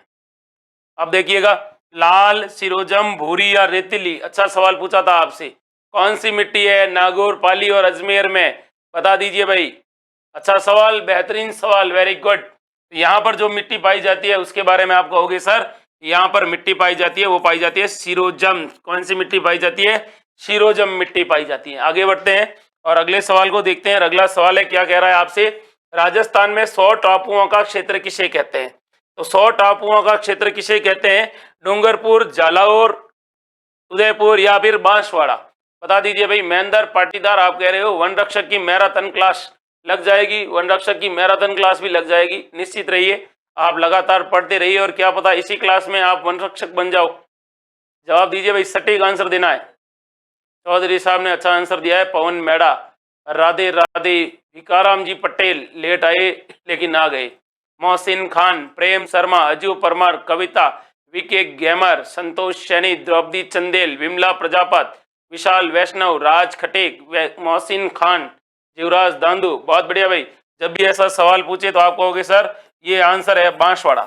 लेकिन बांसवाड़ा को खाली 100 टापुओं का क्षेत्र नहीं कहते हैं, इसको क्या कहते हैं बांसवाड़ा को, तो आप कहोगे सर बांसवाड़ा के कई नाम हैं। जैसे इसे कहा जाता है 100 द्वीपों का शहर। कौन सा, 100 द्वीपों का शहर कहते हैं या 100 टापुओं का शहर कहते हैं। पहली बात तो ये, इसे कहते हैं आदिवासियों का शहर। किसका शहर, आदिवासियों का शहर कहते हैं, ये भी आपको याद रखना है।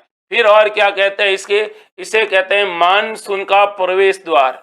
मानसून का कौन सा द्वार, प्रवेश द्वार कहते हैं, एंट्री गेट कहते हैं, ये भी आपको याद रखना है। और क्या कहते हैं इसको, बागड़ प्रदेश भी कहते हैं। कौन सा प्रदेश, बागड़ प्रदेश यानी बागड़ प्रदेश कहते हैं। आपको पता है कि राजस्थान में दूसरी सबसे ज्यादा वर्षा में स्थान, सेकेंड स्थान किसका है भाई वर्षा में, तो आप कहोगे सर बांसवाड़ा का है।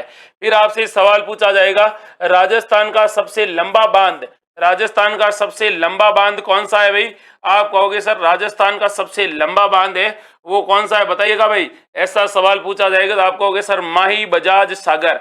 और माही बजाज सागर है ना, वो 3109 मीटर लंबा है। और 3109 मीटर लंबा है, ये कहां पर बना हुआ है, ये भी बांसवाड़ा में बना हुआ है। इसके अलावा आपको पूछा जाएगा Danpur super thermal power plant. Danpur super thermal कैसा है भाई, पावर प्लांट है। और इसकी क्या विशेषता है सुपर थर्मल पावर प्लांट की, तो आप कहोगे सर राजस्थान में रावतबाटा के बाद में दूसरा परमाणु संयंत्र है। दूसरा परमाणु संयंत्र है जो कहां पर बन रहा है, ये आपके बन रहा है बांसवाड़ा जिले में। किस जिले में बन रहा है, बांसवाड़ा जिले में बन रहा है, ये भी आपको याद रखना भाई। अच्छा सवाल है और बेहतरीन सवाल है, आपको अच्छे से क्या रखना है, याद रखना है। ऐसे सवाल अक्सर प्रतियोगी परीक्षाओं में क्या कर लिए जाते हैं भाई, पूछ लिए जाते हैं। आपको ये भी याद रखना है कि हमारे राजस्थान के अंदर बांसवाड़ा जिले और बांसवाड़ा जिले के अंदर जो सूर्य की किरणें होती हैं, उस सूर्य की किरणों का सर्वाधिक, सूर्य की किरणों का सर्वाधिक क्या होता है भाई, सीधापन होता है। तो सर्वाधिक सीधापन किस जिले में होता है सूर्य की किरणों का, आप कहोगे सर बांसवाड़ा जिले में होगा। किस जिले में होगा भाई, बांसवाड़ा जिले में होगा, याद रखना है। आगे सवाल है और अगला सवाल अपनी स्क्रीन पर है, उसके बारे में बात करते हैं। और अगला सवाल आपसे ये पूछ रहा है, और क्या पूछ रहा है, ये आपसे ये पूछ रहा है, बता दो मेरे भाई कि राजस्थान खनिज विकास लिमिटेड यानी राजस्थान राज्य खनिज विकास लिमिटेड का विलय राजस्थान खान एवं खनिज लिमिटेड में कब हुआ था, बताना है आपको। 20 जनवरी 1990, 26 जनवरी 1995, 1 मार्च 2000 या 19 फरवरी 2003। पहले था राजस्थान राज्य खनिज विकास निगम लिमिटेड, जिसकी स्थापना 1974 में होती है और बाद में इसका विलय कर दिया जाता है राजस्थान राज्य खान एवं खनिज लिमिटेड में। ये आपको बताना है, बता दीजिए भाई। सवाल अच्छा है और बेहतरीन सवाल है, बताइएगा भाई। हमारे यहाँ पर खरपतवार की कोई जगह नहीं है। अगर किसी ने फालतू का कमेंट किया तो टेक्निकल टीम का बंदा है, हमारी जो पूरी की पूरी टीम है यहाँ बैठी रहती है। आपकी कमेंट में अगर कुछ भी अनर्गल बातें होती है तो हम सीधा ब्लॉक करते हैं और उसके बाद अनब्लॉक नहीं होता है। अगर आपको आना है तो फिर नई आईडी बनाओ और फिर आपको एंट्री होगी, क्योंकि आपने कहीं ना कहीं तो गलती की है जिसके कारण दूसरों की तैयारी में भी आपने खलबली मचाई है। बताओ इसका राइट आंसर बताना है। जय जोगचंद, राधे मीणा, इसका आंसर आपको बताना है। बहुत बढ़िया आंसर बता रहे हो भाई, लेकिन राधे मीणा ने बहुत बढ़िया एकदम सही और सटीक बताया है। चौधरी साहब ने सही बताया है भाई। 19 फरवरी 2003 को 19 फरवरी 2003 को राजस्थान राज्य खनिज विकास निगम लिमिटेड है, इसको राजस्थान राज्य खान एवं खनिज लिमिटेड में क्या कर दिया गया भाई, विलय कर दिया गया।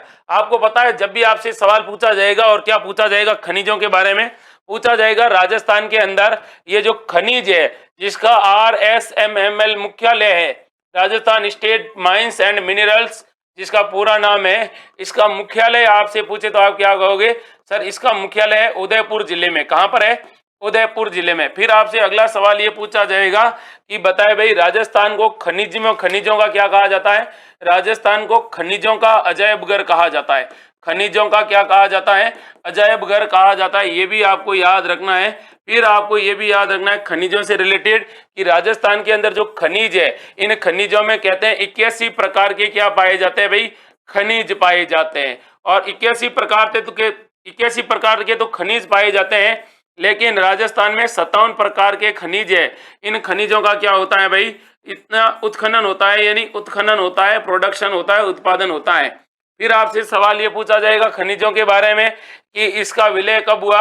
19 फरवरी 2003 को हुआ था। राजस्थान में सर्वाधिक खनिज कहां पर पाए जाते हैं, तो राजस्थान में सर्वाधिक खनिज पाए जाते हैं भाई अरावली पर्वतमाला में। कहां पर पाए जाते हैं, अरावली क्षेत्र में सर्वाधिक खनिज पाए जाते हैं और अरावली खनिजों की दृष्टि से बेहद संपन्न माना गया है। ठीक है भाई, आगे बढ़ते हैं और अगले सवाल को देखते हैं। और अगला सवाल अपनी स्क्रीन पर है, वो क्या कह रहा है। अगला सवाल आपको ये कह रहा है और गजब कह रहा है। क्या कह रहा है, देखो, कोटा राज्य का संस्थापक कौन था। कोटा राज्य की स्थापना कब हुई थी और किसके द्वारा की गई थी, ये आपको बताना है, बता दीजिए। MRMK शर्मा, भिकाराम पटेल, राधे, अज्जू परमार ऑफिशियल, राधे राधे, विजय दांदू, बता दीजिएगा भाई। अच्छा सवाल है और बेहतरीन सवाल है और जवाब आपको क्या देना है, सही जवाब देना है, बताइए। हाँ, तो आप आंसर दे रहे हो कि सर ये यहां पर पाई जाती है, बताइएगा भाई। Very good, very good. Kota की स्थापना 1631 के अंदर हुई थी। 1631 में किसके द्वारा की गई थी, माधो सिंह के द्वारा की गई थी। उस समय मुगल बादशाह कौन था, तो मुगल बादशाह था शाहजहां। कौन था भाई, मुगल बादशाह शाहजहां था, ये तो आपको पता ही होगा। और कहता है कि माधो सिंह कहाँ जाते हैं भाई, मध्य एशिया। और अगर मैं आपको कहूं कंधार, कहां पर, कंधार अफगानिस्तान के अंदर मुगलों का परचम लहराते हैं, इसलिए इससे खुश होता है कौन, शाहजहां। और शाहजहां का एक घोड़ा होता है जिसका नाम होता है बाद रफ्तार। कभी पूछ ले कि मुगल बादशाह शाहजहां ने अपना बाद रफ्तार घोड़ा किसे भेंट किया था, तो अपना बाद रफ्तार नाम का जो घोड़ा होता है, इस घोड़ा को इन्होंने किसको भेंट किया था, अगर पूछे तो आप कहोगे सर कोटा के माधो सिंह को किया गया था। कोटा के अंदर माधो सिंह कोटा के पहले स्वतंत्र शासक थे। ठीक है भाई, आगे बढ़ते हैं और अगले सवाल को देखते हैं। अगले सवाल को देखने से पहले आपको वीडियो को ज्यादा से ज्यादा क्या करना है भाई, लाइक करना है। फटाफट लाइक कर दीजिए भाई, 64 से 70 तक पहुंचाना है। और अगला सवाल क्या कह रहा है, अगला सवाल ये कह रहा है, क्या कह रहा है, देखो भाई, दक्षिणी राजपुताना के छोटे राज्यों को एकीकृत करने के लिए किसने हाड़ौती संघ बनाने का प्रस्ताव दिया। यानी हमारे राजस्थान के जो हाड़ौती क्षेत्र है और हाड़ौती क्षेत्र के अंदर जो दक्षिणी राजपुताना के छोटे छोटे राज्यों को क्या करना था, एक करने के लिए हाड़ौती संघ बनाने का प्रस्ताव किसके द्वारा दिया गया, ये आपको बताना है, बता दीजिए भाई। NV गॉडगिल, महाराव भीम सिंह, महाराव बहादुर सिंह या फिर गोकुल लाल लसावा। इतना अच्छा और इतना बेहतरीन सवाल पूछा है आपसे और आपको इसका आंसर बताना है, बता दीजिए भाई। अच्छा और गजब सवाल पूछा है आपसे। हाँ, बढ़िया आंसर दिया है। जगदीश जाट ने दिया है, रमेश पटेल बनोड़ा ने दिया है, ललिता रेनीवाल ने दिया है, वीके गढ़वीर गैमर ने दिया है, राधे राधे बहुत बढ़िया भाई, सुरेश ने दिया है, राज खटीक ने दिया है, मीना कुमारी ने दिया है, लेकिन राइट आंसर दिया है भाई एम के चौहान ने। बाकी सबने गलत दिया है। एम के चौहान बता रहे हैं sir she is a correct answer. Bundi के शासक थे महाराव बहादुर सिंह, और इन्होंने कहा यार अपने राजस्थान के अंदर कोटा के अंदर ये छोटे छोटे राजपूताना के राज्य हैं, इनको एकत्रित करने की जरूरत है, क्योंकि क्या पता अब हमारे खिलाफ अंग्रेज क्या रणनीति अपनाए और उसके बाद भारत सरकार क्या रणनीति अपनाए, उससे पहले हमें अपनी यूनिटी बनानी है। तो किसकी स्थापना की गई भाई? इनके सुझाव पर किसकी स्थापना किया? कौन सा संघ बनाया गया था? हाड़ौती संघ बनाया गया था। जिन्होंने सी ऑप्शन किया है उन सब का क्या है? सही है, और सी मेरे हिसाब से एक दो लोगों ने किया है। आगे बढ़ते हैं और अगला सवाल देखते हैं। अगला सवाल है ये वाला, जयपुर का कौन सा शासक अपनी कविताओं में अपना उपनाम ब्रज निधि लिखते थे? तो ब्रज निधि उपनाम से कविताएं लिखने वाला शासक कौन था?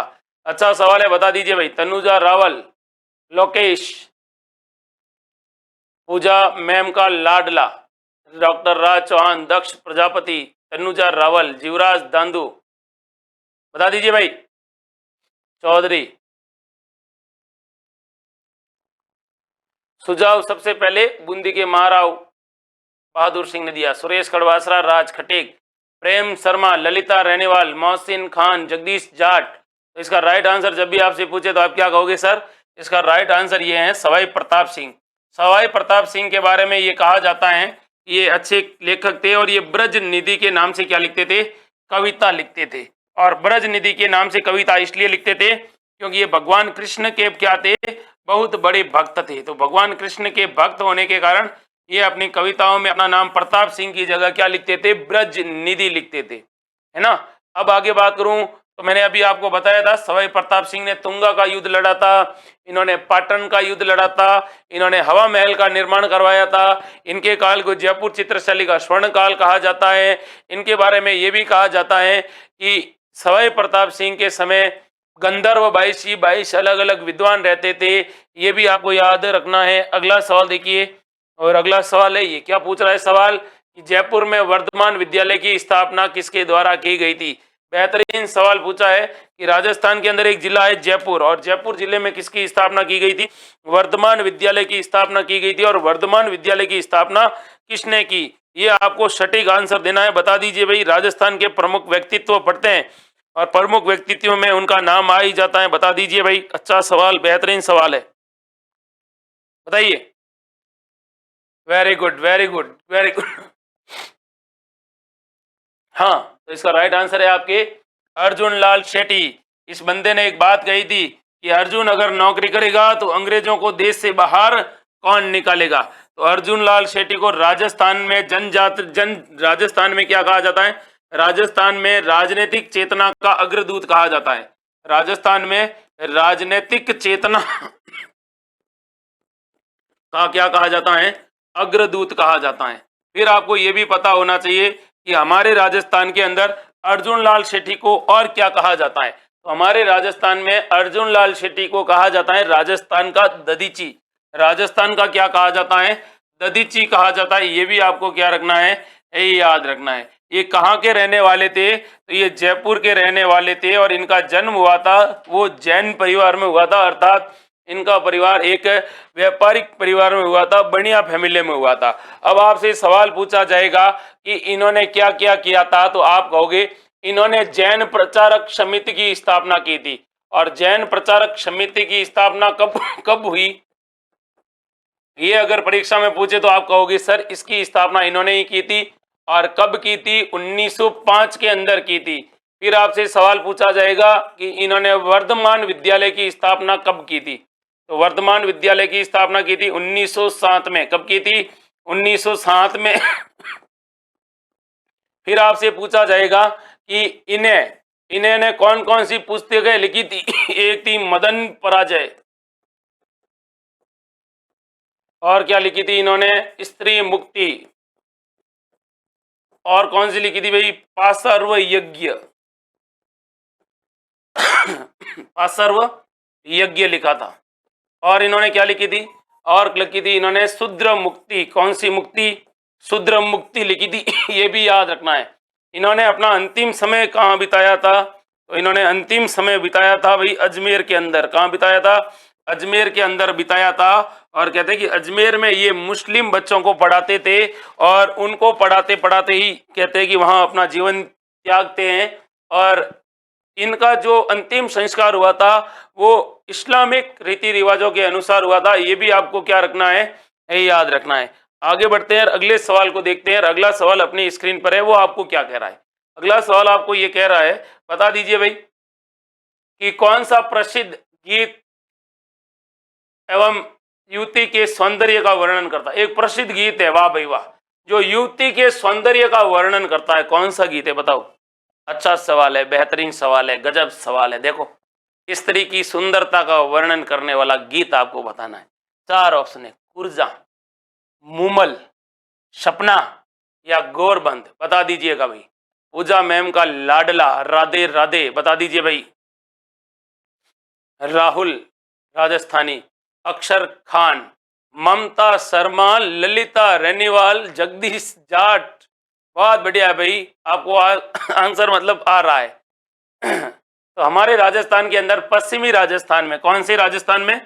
पश्चिमी राजस्थान के अंदर एक गीत गाया जाता है, और वो गीत गाया जाता है मुम्मल। और ये कैसा गीत है भाई? ये श्रृंगारिक गीत है। कैसा गीत है? श्रृंगारिक गीत है। ये भी आपको क्या रखना है, यही याद रखना है। सजना है मुझे सजना के लिए, ठीक है, ये सजना है मुझे सजना के लिए, इसका मतलब क्या हुआ? ये श्रृंगारिक गीत है, याद रखना। मेहंदी लगा के रखना, तो मेहंदी लगा के रखना भी क्या है भाई? श्रृंगारिक गीत है। अब देखिए, कुर्जा कैसा गीत है? कुर्जा विरह गीत है। कैसा गीत है भाई? विरह गीत है। इसमें क्या होता है, पति कमाने के लिए परदेश चला जाता है, पत्नी को काफी दिनों बाद पति की याद आती है, और कहते हैं कुर्जा को देखती है और कुर्जा को कहती है, कुर्जा मारे भंवर सु मने मिलाई दियो। एक है सपना। ये सपना कैसा गीत है भाई? सपना, सपना वो नहीं है तेरी आंखों का काजल, वो नहीं है ना। सपना गीत ये विरह गीत है। कैसा गीत है? विरह गीत है। आप कहोगे कि तेरी आंखों का काजल करे दिल को घायल, वो वाला गीत नहीं है, यह विरह गीत है। कहता है कि जो पति और पत्नी पत्नी होती है, नई नई लड़की होती है, उसकी सगाई होती है, और उसी समय कहते हैं कि एकदम रात में मोर बोलता है और एकदम चमक जाती है, और फिर वो रात को सो नहीं पाती है, तो उस समय वो गीत गाती है, ठीक है, सूती सपना रे तीर। तो ये वाला गीत है। ये गोरबंद कैसा गीत है? तो ये गोरबंद श्रृंगार का गीत है। लेकिन ये किसके श्रृंगार का गीत है? ऊंट के श्रृंगार का गीत है। और ये गोरबंद क्या होता है? ऊंट का एक श्रृंगार होता है, और शेखावाटी क्षेत्र में गाया जाता है। कहां पर गाया जाता है? शेखावाटी क्षेत्र में गाया जाता है। गाया ने चरावती ने गोरबंद गूंतियो, ठीक है। तो ये गोरबंद है, ये भी आपको क्या रखना है, याद रखना है, ठीक है। ऐसे सवाल भी अक्सर प्रतियोगी परीक्षाओं में क्या कर लिए जाते हैं, पूछ लिए जाते हैं। रात को सपने में सोता हूं तो रोज मेरी बींदनी आती है, और आंखें खोलता हूं तो बींदनी भाग जाती है। मतलब बींदनी केवल सपने में आती है, हकीकत में नहीं आती है। तो इसके बारे में भी आपको क्या रखना है, याद रखना है। सपनों की दुनिया में नहीं रहना है। अगर सपनों में बींदनी को ढूंढ लोगे तो हकीकत में बहुत दूरी मिलेगी, ये भी याद रखना है, ठीक है। तो मुम्मल श्रृंगारी गीत है जो पश्चिमी राजस्थान का है। आगे बढ़ते हैं और अगला सवाल देखते हैं। ऊंट के गले का आभूषण है गोरबंद, ये भी बढ़िया है। आगे देखिए, और अगला सवाल है ये, क्या पूछ रहा है, कौन से वृक्ष की पत्तियां का उपयोग बीड़ी बनाने में होता है? बताओ भाई। बीड़ी छुट्टा मारा है कभी? ये वाला, ये ऐसे करके ऐसे, फिर एक सांस में अंदर खींचा, फिर बाहर धुआं आया, मजा आता है आपको? हाँ, कई लोग होते हैं ऐसे जिनको चाहिए होती है, जिनको अगर सुबह सुबह बीड़ी नहीं मिले तो मामला ही खराब हो जाता है। अब बताओ बीड़ी कौन से पत्तों से प्राप्त होती है? बता दीजिए भाई। अच्छा सवाल है, और अच्छा और बेहतरीन सवाल है। ऐसे सवाल कभी परीक्षाओं में पूछे तो कभी गलत नहीं करना भाई, ठीक है। और गलत करो तो कोई पूछ ले कहाँ से पढ़े, तो कम से कम मेरा नाम तो मत लेना यार, मेरा नाम मत लेना, क्योंकि फिर आप कहोगे सर ने पढ़ाया था। मैं कहूँगा मैंने पढ़ाया, लेकिन मैंने इस तरह से थोड़ी पढ़ाया था। बताओ भाई, बीड़ी बीड़ी बीड़ी कौन से वृक्ष से बनती है? बता दीजिए भाई। अच्छा सवाल है और बेहतरीन सवाल है, बताइए। हाँ, तो बीड़ी बनती है भाई तेंदू के पत्तों से। किसके पत्तों से? तेंदू के पत्तों से। तेंदू के पत्तों को टिमरू भी कहा जाता है। क्या कहा जाता है? टिमरू भी कहा जाता है। अब बीड़ी के बारे में आपको पता है, बाकी वालों को तो जिन्होंने छुट्टा मारा है उनको सबको पता है। ज्यादा समझदार मत बनना, अपने ईमानदारी से हाथ खड़े कर देना कि सर एक दिन मैंने बीड़ी का प्रयोग किया था, ठीक है, मैं किसी को नहीं बताऊंगा, बता दो केवल कि सर मैंने लगाया था एक बार, हाथ खड़ा कर दो किस किसने लगाया था। बीड़ी के रिलेटेड आपको कौन कौन सी सवाल पूछी जाएगी, टिमरू। इस तेंदू के पत्ते का जब भी वैज्ञानिक नाम पूछे तो आप कहोगे सर इसका वैज्ञानिक नाम है डाईपारस। क्या नाम है, डाईपारस। और आगे क्या है भाई, मेलेनोजाइलॉन। तो डाईपारस मेलेनोजाइलॉन इसका क्या है, वैज्ञानिक नाम है। ये तो आपको याद रखना ही रखना है, ठीक है। आगे बात करता हूं मैं आपके सामने। तो बीड़ी के बारे में आपको याद रखना है कि राजस्थान में बीड़ी निर्माण के बारे में ऐसा कहा जाता है कि एक बीड़ी बनाने का कारखाना है मयूर बीड़ी कारखाना। कभी पूछ ले मयूर बीड़ी कारखाना कहां पर है, तो आप कहोगे सर ये अपने राजस्थान के अंदर टोंक जिले के अंदर है। और ये कैसा है भाई, ये सरकारी कारखाना है। कैसा कारखाना है, गवर्नमेंट का कारखाना है। ये भी आपको क्या रखना है, ये याद रखना है। फिर आपसे सवाल पूछा जाएगा कि ये तेंदू का पत्ता है ना, इस तेंदू के पत्ता का राष्ट्रीयकरण कब किया गया। तो तेंदू के पत्ते का राष्ट्रीयकरण अगर पूछे तो आप कहोगे सर तेंदू के पत्ते का राष्ट्रीयकरण 1973 में किया गया। फिर आपसे सवाल ये पूछा जाएगा कि राजस्थान में सर्वाधिक तेंदू का पत्ता कहाँ होता है। तो राजस्थान में सर्वाधिक तेंदू का पत्ता जब भी आपसे पूछे तो आप क्या जवाब दोगे, सर बांसवाड़ा में होता है। तेंदू का सर्वाधिक पत्ते का उत्पादन कहाँ होता है, बांसवाड़ा जिले में होता है। फिर आपसे सवाल पूछा जाएगा कि राजस्थान तेंदू पत्ता अधिनियम कब बनाया गया। तो राजस्थान में तेंदू पत्ता अधिनियम के बारे में पूछे तो आप कहोगे सर राजस्थान में तेंदू पत्ता अधिनियम बनाया गया था, वो बनाया गया था 1974 में। कब बनाया गया था, 1900 अधिनियम बनाया गया था। और अधिनियम कब बनाया गया, अधिनियम 1974 में बनाया गया था। ये आपको किसके बारे में याद रखना है, तेंदू के बारे में याद रखना है। किसके बारे में, तेंदू के बारे में याद रखना है कि ये क्या है भाई, तेंदू है, याद रखना है। अब आगे बात करता हूं मैं और अगला सवाल बताता हूं आपको और अगला सवाल का जवाब देना है आपको। आजकल लड़कियां पीती है, मैंने भी देखा है, तो कौन सी बड़ी बात हो गई है, जीवन में आनंद लेना चाहिए, ठीक है। आपको मौका मिले तो आप भी मार लीजिए, कुछ नहीं होने वाला है। ये जीवन आपको एक बार मिलेगा, इसलिए हर एक चीज का एक्सपीरियंस होना जरूरी है। पलाश, कौन से वृक्ष के बारे में बात कर रहा हूं मैं आपके सामने, पलाश के बारे में कह रहा हूं। और पलाश के बारे में जब भी आपसे सवाल पूछे तो आप क्या जवाब दोगे, बताइएगा। पलाश एक पेड़ होता है, क्या होता है भाई, पेड़ होता है। इसके बारे में भी आपको रखना है याद। और पलाश राजस्थान में सर्वाधिक कहां पाया जाता है, अगर ये सवाल आपसे पूछे तो आप क्या जवाब दोगे, बताइएगा। कौन सा वृक्ष पूछा है, पलाश का वृक्ष पूछा है, बताइएगा भाई। हमारे राजस्थान में पलाश सर्वाधिक कहां पर पाया जाता है, तो ये पाया जाता है पलाश कौन से बाग में पाया जाता है, बता दीजिए। अगला सवाल है धोकड़ा, और धोकड़ा राजस्थान में पाया जाने, और राजस्थान में सर्वाधिक ये पाया जाता है। राजस्थान में सर्वाधिक पाया जाने वाला वृक्ष कौन सा है भाई, तो राजस्थान में सर्वाधिक पाया जाने वाला वृक्ष है, उसका नाम है धोकड़ा, ठीक है। और तेंदू, सागवान, सागवान से कहां पर पाया जाता है, तो ये अरावली और कहां पर, दक्षिणी पूर्वी राजस्थान में पाया जाता है। और इससे क्या बनते हैं भाई, फर्नीचर बनते हैं। क्या बनते हैं भाई, फर्नीचर बनते हैं। ये भी आपको याद रखना है। अगला सवाल देखते हैं और अगला सवाल अपनी बेहतरीन जवाब है।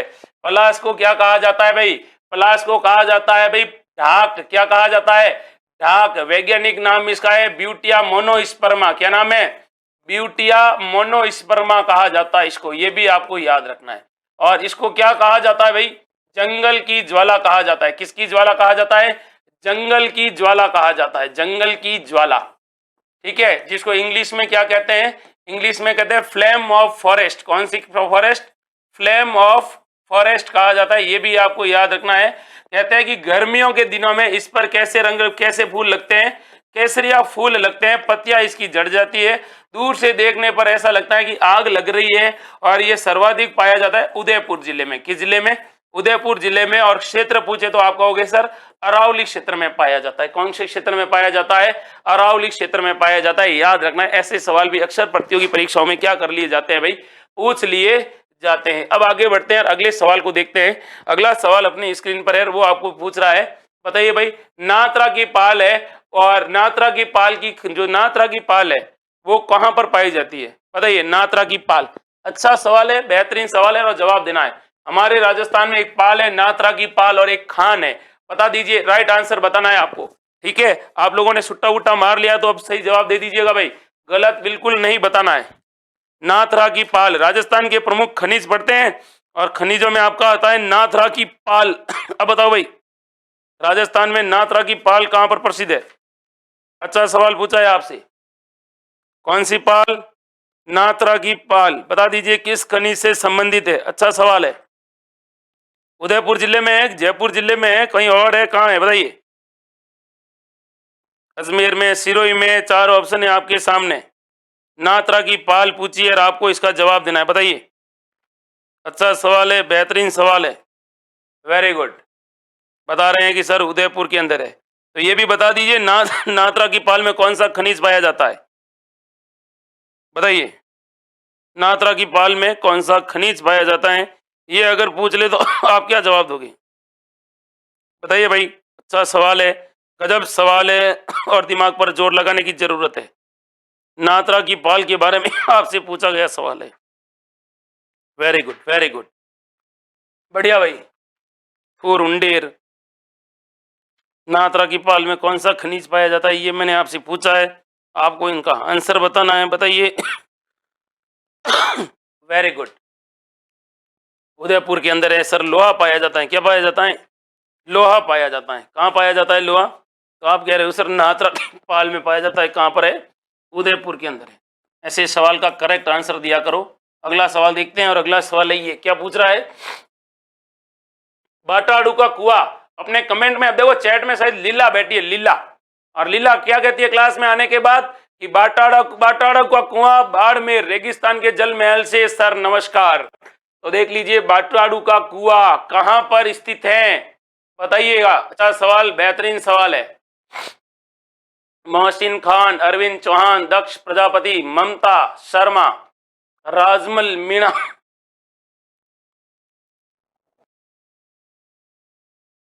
बताइए। मोहसिन खान, जगदीश जाट। हाँ, अच्छा सवाल है, very good, very good, very good, very. Barmer के अंदर है। कहाँ है भाई? बाड़मेर के अंदर है बाटाडू का कुआं, जिसे रेगिस्तान का क्या कहा जाता है? रेगिस्तान का जल महल कहा जाता है। रेगिस्तान का जल महल कहा जाता है। अगर आपसे पूछे कि चांदन नलकूप कहां पर है, तो आप क्या जवाब दोगे? चांदन नलकूप, आप कहोगे सर जैसलमेर के अंदर एक भूगर्भीय जल पट्टी है जिसे चांदन नलकूप कहा जाता है, और यहाँ पर मीठा पानी पाया जाता है। कैसा पानी? मीठा पानी पाया जाता है। ये भी आपको याद रखना है, ठीक है। तो बाटाडू का कुआं और चांदन नलकूप दोनों में डापा चुक नहीं होना है। आगे बढ़ते हैं और अगले सवाल को देखते हैं। अगला सवाल क्या कह रहा है? ये कह रहा है, देखो,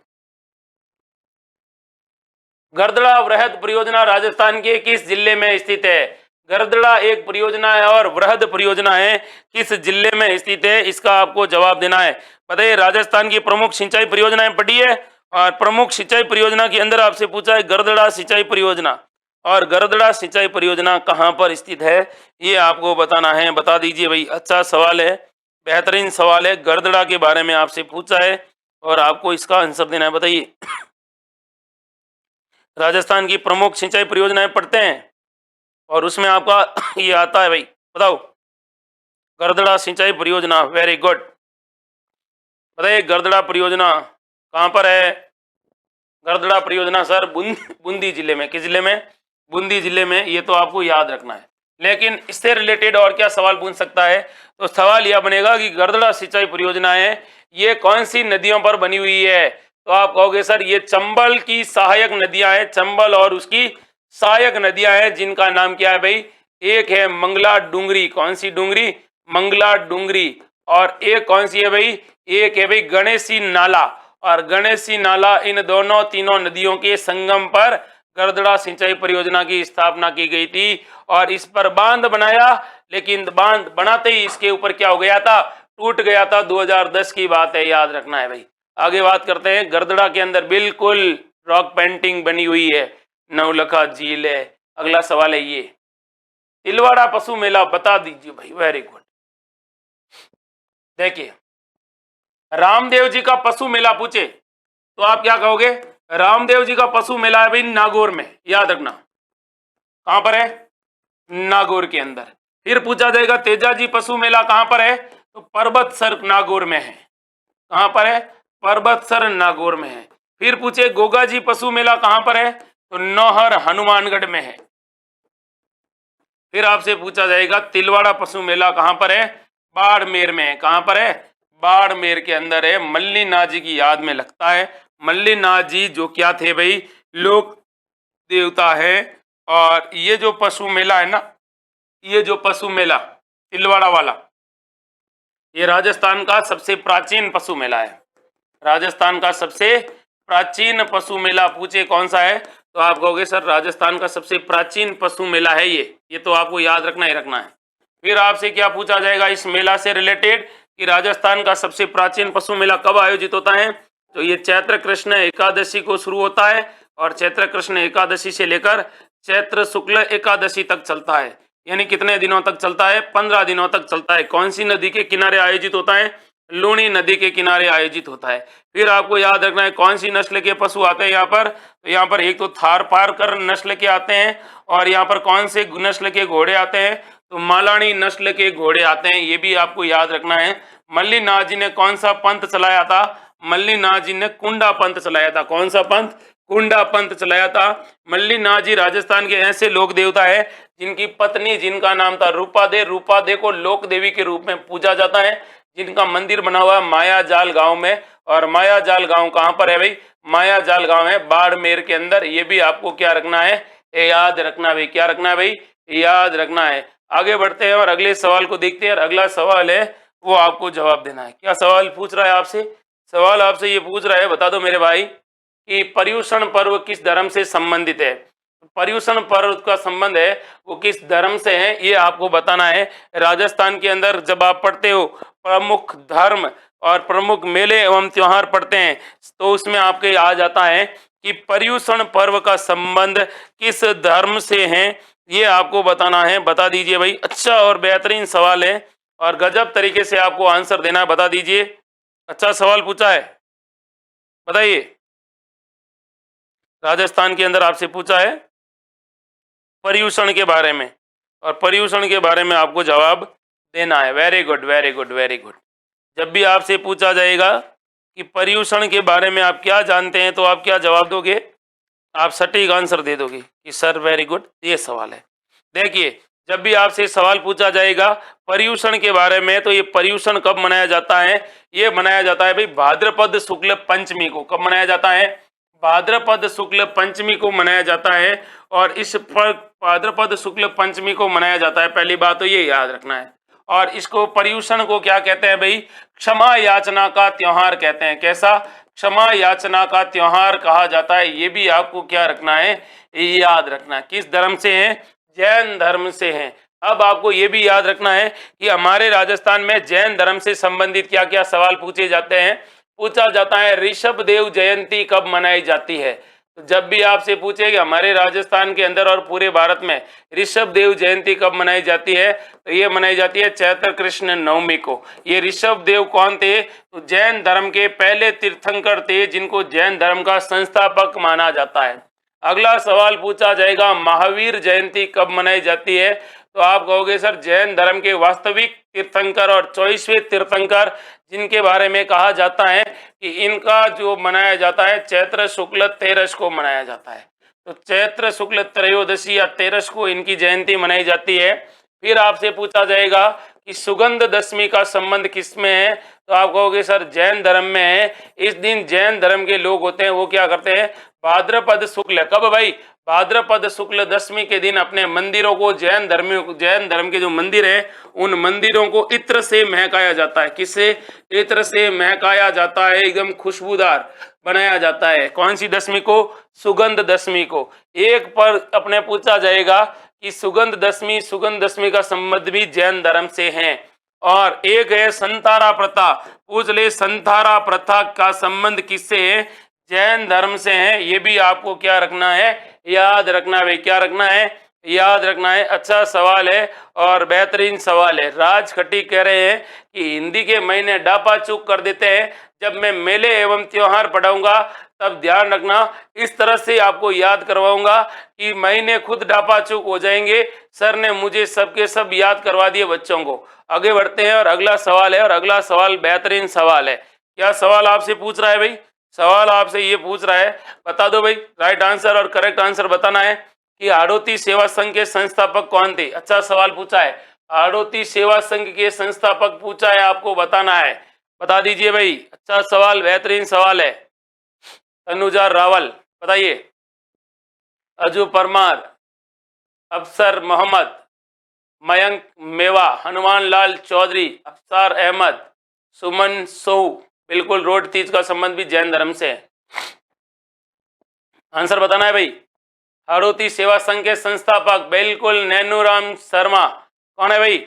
नैनूराम शर्मा है, ये आपको याद रखना है। ठीक है, आगे बढ़ते हैं और अगले सवाल को देखते हैं। अगला सवाल है, ये क्या कह रहा है कि जालोर के शासन एवं अलाउद्दीन खिलजी के मध्य संघर्ष की जानकारी कौन से ग्रंथ से प्राप्त होती है। तो आपको बताना है कि जालोर के शासक कानड़ देव चौहान और दिल्ली के सुल्तान अलाउद्दीन खिलजी के मध्य जो संघर्ष हुआ था, उस संघर्ष की कहानी कहाँ से दिखती है, ये आपको बताना है। बता दीजिए भाई। और वीडियो को ज्यादा से ज्यादा लाइक करने हैं। वीडियो को LIKE करना है। क्या करना है भाई? लाइक करना है। क्या होता है कि आपके फोन के अंदर एक लाइक का बटन है, जैसे भी आप लाइक को दबाओगे तो वहां पर आपका स्कैनिंग हो जाएगा और वो लाइक वाला बटन काला हो जाएगा। इसका मतलब मुझे चलेगा कि पता चल जाएगा कि आप अपनी अटेंडेंस दे रहे हो। तो अब आप राइट आंसर बता दीजिए भाई। अच्छा सवाल पूछा है आपसे, वेरी गुड, बहुत बढ़िया भाई। देखिए, कान्नड़ देव प्रबंध एक ग्रंथ है जिसको पद्मनाभ ने लिखा था, और पद्मनाभ ये कहता है कि साहब 1311 के अंदर यहाँ पर अलाउद्दीन खिलजी आक्रमण करता है। उस समय यहाँ के शासक थे कान्नड़ देव।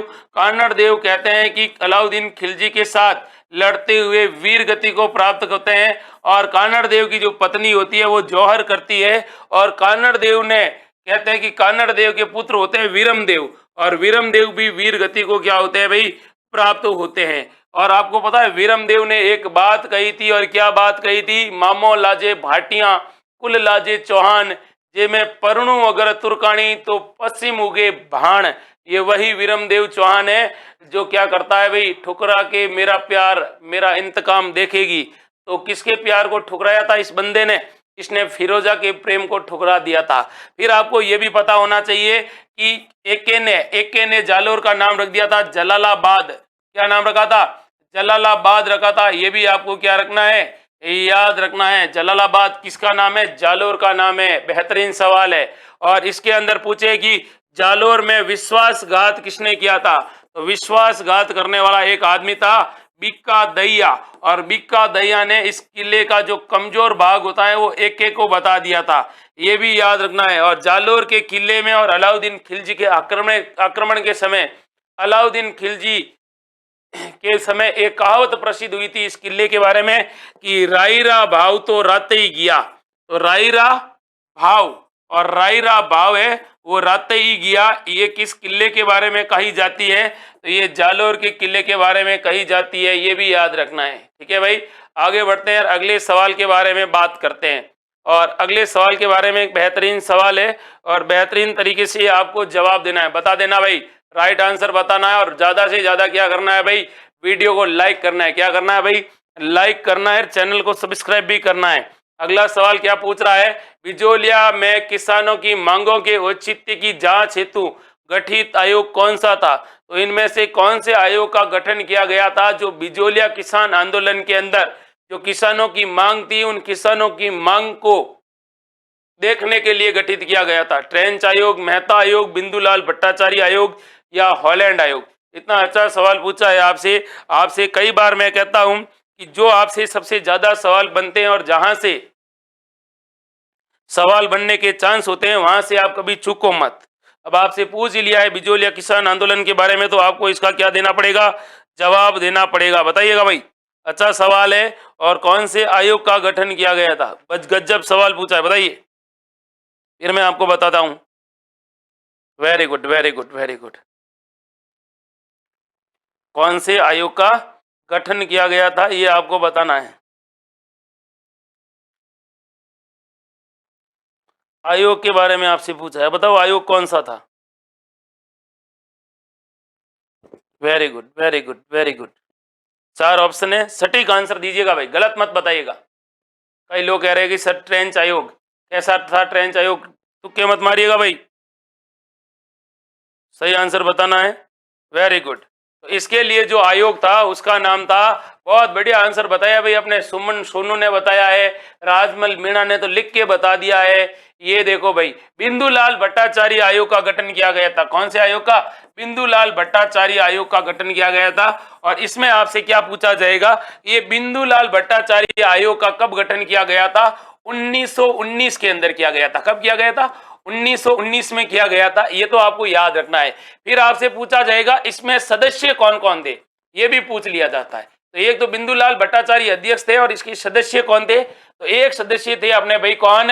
हम ठाकुर अमर सिंह। कौन थे? एक तो थे अमर सिंह जी जो ठाकुर थे, वो थे। और इनके साथ कौन था? तो एक व्यक्ति और था जिनका क्या नाम था भाई, आपको बताना है, अफजल अली। ये अफजल अली इसके क्या थे? सदस्य थे। और इसके क्या थे? अध्यक्ष बिंदुलाल भट्टाचार्य थे। और आपको पता है इस आयोग ने कहा था कि भाई हम लाग बाग क्या करेंगे? कम करेंगे। लाग बाग तो क्या करेंगे? कम करेंगे। और क्या करेंगे भाई? दूसरा इन्होंने ये भी सुझाव दिया था कि भाई आप जो कह रहे हो कि बेगार प्रथा बंद करो, तो हम बेगार प्रथा बंद करने का भी क्या करते हैं, आपको आश्वासन देते हैं। लेकिन और उन्होंने ये भी कहा था कि जो जेल में कैदी है, उन जेल में कैदी, और कौन से कैदी जो इस आंदोलन से रिलेटेड है, उनको हम क्या करेंगे?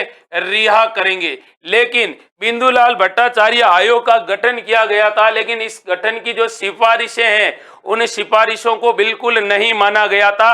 ये भी आपको याद रखना है, ठीक है भाई। ऐसे सवाल अक्सर प्रतियोगी परीक्षाओं में पूछ लिए जाते हैं। आगे बात करूं मैं आपको, तो आपको ये भी याद रखना होगा बिजोलिया किसान आंदोलन के बारे में कुछ महत्वपूर्ण बातें। जैसे आपसे सवाल पूछा जाएगा ये जो बिजोलिया किसान आंदोलन है इसकी शुरुआत कहां से मानी जाती है? तो बिजोलिया किसान आंदोलन के बारे में अगर आपसे पूछे तो कहना कि यहाँ पर एक जगह पड़ती है ऊपर माल। ऊपर माल एक जागीर थी, और ऊपर माल जागीर के अंदर कहते हैं कि एक व्यक्ति थे जिनका नाम था कौन भाई? सदर मुकाम किसान जाति के लोग थे। और कहते हैं कि अपने यहाँ पर एक व्यक्ति थे गंगाराम, गिरधारीपुरा गांव के। गिरधारीपुरा गांव से इसकी क्या मानी गई है? शुरुआत मानी जाती है। गिरधारीपुरा गांव के अंदर एक व्यक्ति थे जिनका नाम था गंगाराम धाकड़। और गंगाराम धाकड़ के पिता की हो गई थी मृत्यु।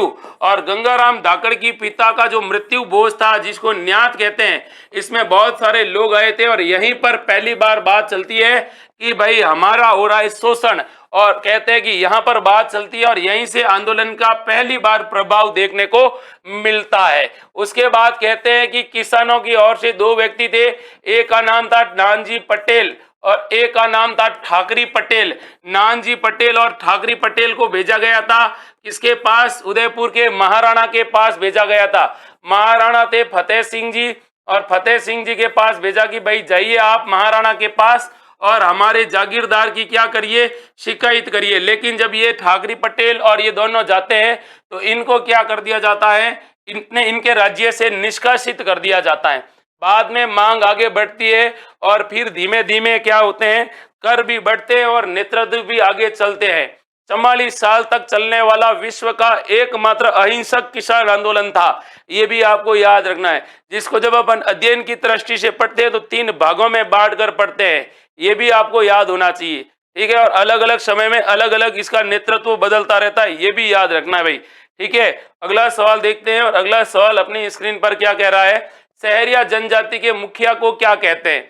तो सहरिया जनजाति का जो मुखिया होता है उसको क्या कहते हैं? उससे पहले अपने 100 लाइक पूरे होने चाहिए। कितने लाइक पूरे होने चाहिए भाई? 100 लाइक पूरे होने चाहिए। ठोक दो फटाफट शतक। फिर मैं आपको बताता हूं, हमारी राजस्थान की एक जनजाति है जिसका नाम है सहरिया जनजाति। विथ पोस्टमार्टम के तौर पर आपको बताऊंगा, बता दीजिए भाई। अच्छा सवाल पूछा है आपसे, बताइएगा। राजस्थान की प्रमुख जनजातियां पढ़ते हैं ना, तो जनजातियों में आपकी आती है एक जनजाति, और उसका क्या नाम है भाई? वेरी गुड, सहरिया जनजाति। अब बताइए भाई राइट आंसर क्या है इसका?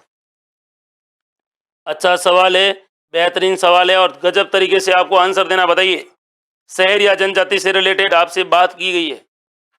क्या आंसर दोगे आप इसका? सहरिया जनजाति का मुखिया शेठ, हवलदार, कोतवाल या फिर मुखिया होता है, बताइएगा। अब यहाँ पे मैं लिख रहा हूं सहरिया, और सहरिया जनजाति किस शब्द से बना है? ये शहर शब्द से बना है। शहर का मतलब होता है जंगल। क्या होता है भाई? जंगल में रहने के कारण ये क्या कहलाए? सहरिया कहलाए। और सहरिया जनजाति का जो घर होता है, सॉरी जो पंच होता है, उस पंच को क्या कहते हैं ये आपको बताना है। बता दीजिए भाई, बेहतरीन सवाल है और अच्छा सवाल है। मुखिया को ये लोग कहते हैं कोतवाल। कौन सा वाल कहते हैं भाई? कोतवाल कहते हैं। अब मैं आपको ये भी बता दूं, सहरिया जनजाति के बारे में कभी पूछे तो सहरिया जनजाति के बारे में आपको याद रखना कि ये तेजा जी को अपना आराध्य देव मानते हैं। सवाल पूछे कि राजस्थान की वह जनजाति जो तेजा जी को अपना आराध्य देव मानती है, आप कहोगे सहरिया जनजाति। फिर आपको ये भी याद रखना कि इनके आदि गुरु कौन है, तो आदि गुरु के बारे में पूछे तो आप कहोगे सर आदि गुरु है वाल्मीकि। कौन से मिकी है भाई? वाल्मीकि इनके आदि गुरु है। फिर आपसे सवाल पूछा जाएगा कि इनके यहाँ पर सहरिया जनजाति के अंदर आपसे पूछा जाएगा कि हमारे राजस्थान के अंदर सहरिया जनजाति है और सहरिया जनजाति की कुल देवी कौन सी माता है? तो आप कहोगे सर कोडिया माता। कोडिया देवी या कोडिया माता को सहरिया जनजाति की कुल देवी कहा जाता है। आपको यह भी पता होना चाहिए सहरिया जनजाति मकर संक्रांति के अवसर पर कौन सा नृत्य करती है। तो मकर संक्रांति के अवसर पर ये एक नृत्य करती है, उसके बारे में आपको याद रखना है कि सर मकर संक्रांति, कौन सी संक्रांति? मकर संक्रांति कब मनाई जाती है आपको पता है? हाँ, तो मकर संक्रांति के दौरान ये कौन सा नृत्य करती है? ये करती है भाई गैली नृत्य। कौन सा नृत्य? लहंगी नृत्य करती है। छोटी छोटी डंडियों को लेकर गहंगी लहंगी नृत्य करती है, ये भी आपको याद रखना है। और दीपावली पर ये गीत गाते हैं। कौन से गीत गाते हैं? दीपावली पर हीड़ गीत गाते हैं। कौन से गीत गाते हैं? हीड़ गीत गाते हैं, ये भी आपको याद रखना है। इसके अलावा आपको ये भी याद रखना है कि सहरिया जनजाति है, यह सहरिया जनजाति किस पर निवास करती है भाई? पेड़ों पर निवास करती है और पेड़ों पर मकान बनाती है। तो सहरिया जनजाति जो पेड़ों पर क्या बनाती है? मकान बनाती है। उन मकानों को क्या कहा जाता है? तो आप कहोगे सर उसको कहा जाता है कोरुआ, और कहीं कहीं पर ये लोग कहते हैं टोपा, जो कहां पर बनाते हैं? पेड़ों पर मकान बनाते हैं। फिर आपसे सवाल पूछा जाएगा कि सहरिया जनजाति के बारे में कौन सा संस्कार पाया जाता है? तो सहरिया संस्कार धारी संस्कार। इस धारी संस्कार में कोई व्यक्ति मरता है, मरने के बाद उसकी अस्थियां लाई जाती है, घर के चौक में बिछाई जाती है, ऊपर कपड़ा डाल दिया जाता है, सुबह उठ के उस पे कौन सा निशान बना है उस निशान के अकॉर्डिंग ये बता देते हैं कि भाई इसका जन्म है वो इस युग में या इस परिवार में होगा। ये भी आपको याद रखना है। फिर आपसे सवाल पूछा जाएगा कि सहरिया जनजाति है राजस्थान की ऐसी जनजाति है जिसमें दहेज प्रथा का प्रचलन नहीं है, यानी यहाँ पर दहेज प्रथा बिल्कुल नहीं है। और इसके अलावा लड़का होता है अपनी पसंद की लड़की से क्या करता है? शादी करता है। केवल लड़का अपनी पसंद की लड़की से शादी नहीं करता है, अगर लड़की मना कर दे तो लड़के को कोई और जाना पड़ता है, और लड़की भी अपने पसंद के लड़के से क्या करती है? शादी करती है। कौन सी जनजाति में करती है? सहरिया जनजाति में करती है। याद रखना है आपको, ठीक है भाई। अगला सवाल आपको ये भी याद रखना है कि इस जनजाति के अंदर दहेज प्रथा का प्रचलन बिल्कुल नहीं है, और इसमें मैच्योर होकर क्या किया जाता है भाई? विवाह किया जाता है। एक दूसरे को देखा, साथ में रहे, मिले, हाँ तुम मेरे ठीक है मैं तेरे ठीक हूँ, अपनी जोड़ी एकदम सुपरस्टार जोड़ी है, तो फिर इनकी क्या हो जाती है भाई?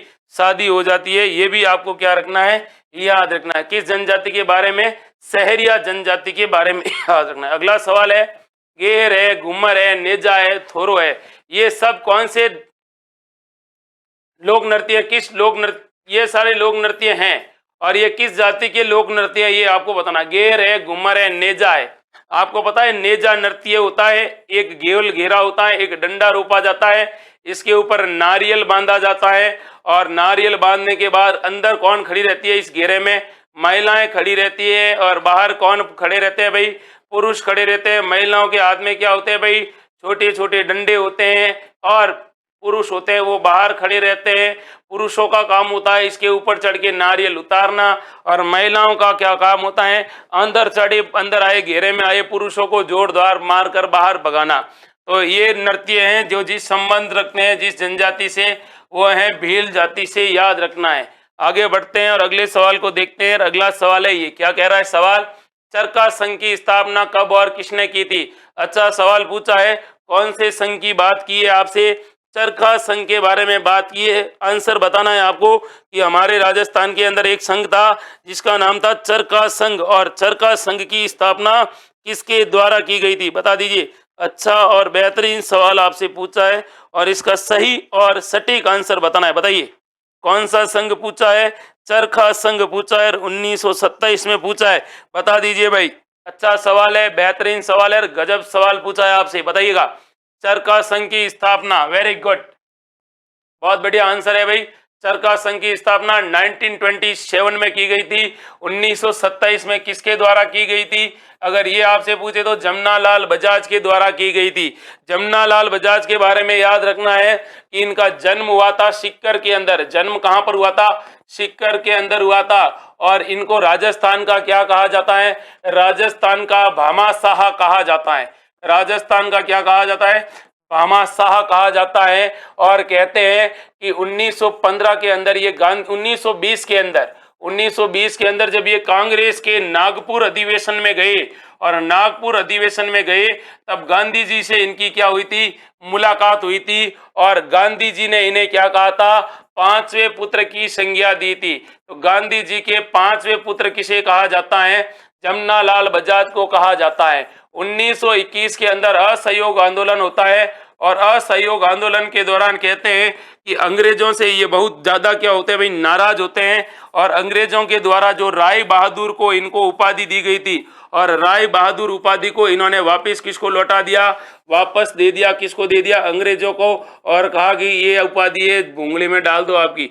यानी कुल मिला के राय बहादुर की जो उपाधि थी इन्होंने वापस क्या कर दी थी, लौटा दी थी। ये भी आपको क्या क्या रखना है, ये याद रखना है। फिर आपको इनके बारे में ये भी याद रखना है कि इन्होंने 1924 के अंदर इन्होंने नागपुर कांग्रेस अध्यक्ष, नागपुर के अंदर एक कांग्रेस अधिवेशन होता है और नागपुर कांग्रेस अधिवेशन की ये क्या करते हैं भाई, अध्यक्षता करते हैं। तो नागपुर कांग्रेस अधिवेशन की इन्होंने क्या की थी, अध्यक्षता की थी। ये भी आपको क्या रखना है, याद रखना है। किसने की थी, जमनालाल बजाज ने की थी। फिर आपको ये भी याद रखना है कि सबसे पहले उत्तरदायी शासन की मांग किसने की थी राजस्थान में, उत्तरदायी शासन की मांग इन्होंने की थी राजस्थान में सबसे पहले, इनसे पहले किसी ने नहीं की थी। इसके अलावा आपको ये भी याद होगा कि गांधी जी ने, महात्मा गांधी ने एक समाचार पत्र चलाया था नवजीवन। गांधी जी ने कौन सा समाचार पत्र चलाया था, नवजीवन। और गांधी जी ने जो समाचार पत्र चलाया नवजीवन, इस नवजीवन पर जितना भी खर्च आया था और इसका जो सारा का सारा खर्चा किसने उठाया था, जमनालाल बजाज ने उठाया था। किसने उठाया था, जमनालाल बजाज ने उठाया था। फिर मैं आपको ये भी बता दूं कि आपको इसका सही और सटीक आंसर देना है। अब देखिएगा, आप कह रहे हो कि सर इसमें कुछ गड़बड़ हो रही है, तो गड़बड़ करने वालों को सीधा ब्लॉक किया जा रहा है। टेंशन नहीं मत लो आप लोग, है ना, हो रहा है। हमें एक बच्चा भी देख रहा है और ईमानदारी से पढ़ रहा है तो हमारे लिए परिपूर्ण है। हमें भीड़ नहीं चाहिए, हमें चाहिए डेडिकेशन वाले बंदे जो वास्तव में चाहते हैं कि हमें आपकी क्लास पसंद आ रही है और हम आपकी क्लास को लगातार लाइक कर रहे हैं और लगातार देख रहे हैं। तो कहीं ना कहीं उनके दिमाग में ये टीस है कि इस क्लास को पढ़ने से हम सफलता की तरफ बढ़ सकते हैं, उनको हम रख रहे हैं। बाकी जो फालतू के हैं उनको ब्लॉक कर रहे हैं, घबराने की जरूरत ही नहीं है। अब देखिए, इसी में आपको याद रखना है जमनालाल बजाज के बारे में। जमनालाल बजाज स्वयं को क्या कहते हैं भाई, जमनालाल बजाज खुद को गुलाम नंबर 4 कहते थे। कौन सा, गुलाम नंबर 4 कहने वाले आदमी कौन थे, गुलाम नंबर 4 कहने वाले आदमी थे जमनालाल बजाज। कौन थे भाई, जमनालाल बजाज थे। ये भी आपको क्या रखना है, याद रखना है। अच्छा सवाल है, बेहतरीन सवाल है और जवाब आपको एक एक याद रखना है, सटीक याद रखना है। अगला सवाल देखिए, और अगला सवाल अपने को कौन सा मिलने वाला है, अगला सवाल मिल रहा है ये देखिएगा। सवाल पूछा, राजस्थान लोक सेवा आयोग के प्रथम अध्यक्ष कौन थे। तो राजस्थान लोक सेवा आयोग के प्रथम अध्यक्ष के बारे में पूछा जाएगा, यानी आरपीएससी। और आरपीएससी के बारे में पूछा जाएगा कि बताइए भाई आरपीएससी के पहले अध्यक्ष कौन थे, बताइए। अच्छा सवाल है और बेहतरीन सवाल है, आपको इसका क्या देना है, आंसर देना है। राजस्थान लोक सेवा आयोग, और राजस्थान लोक सेवा आयोग के पूछा जाएगा आपको, बताइए।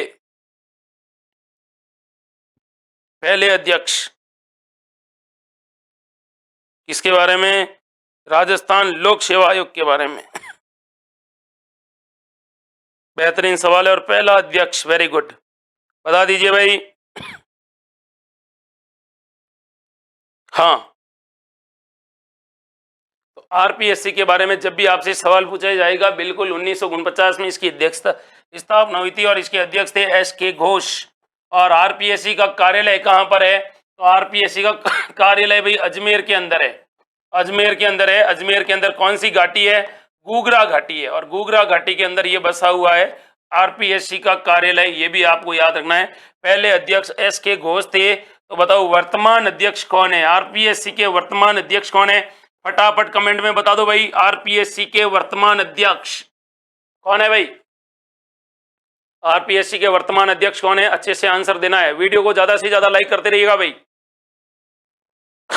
आरपीएससी के वर्तमान अध्यक्ष के बारे में पूछा है, कौन जवाब दे रहा है? अगर किसी ने अपडेट किया है तो आपको पता होना चाहिए। बताइए भाई, सटीक आंसर आपको बताना है। अच्छा सवाल है, बेहतरीन सवाल है और गजब सवाल पूछा है आपसे और आरपीएससी के बारे में पूछा है। बताइए, आरपीएससी के वर्तमान अध्यक्ष पूछा है आपसे। Very good, Hari Prasad. ओहो, और बता दो भाई। तो फिर अधीनस्थ बोर्ड के कौन है? सही सही आंसर बताओ, गलत मत बताओ भाई। आरपीएससी के वर्तमान अध्यक्ष संजय कुमार क्षत्रिय। बहुत बढ़िया चौधरी साहब, आपने बताया है। आप बता रहे हो सर संजय कुमार क्षत्रिय। अच्छा सवाल है, सवाल में भी आप डापाचूक हो जाते हो। ऐसे सवाल अक्सर क्या कर लिए जाते हैं, पूछ लिए जाते हैं भाई। किससे रिलेटेड? आरपीएससी से रिलेटेड।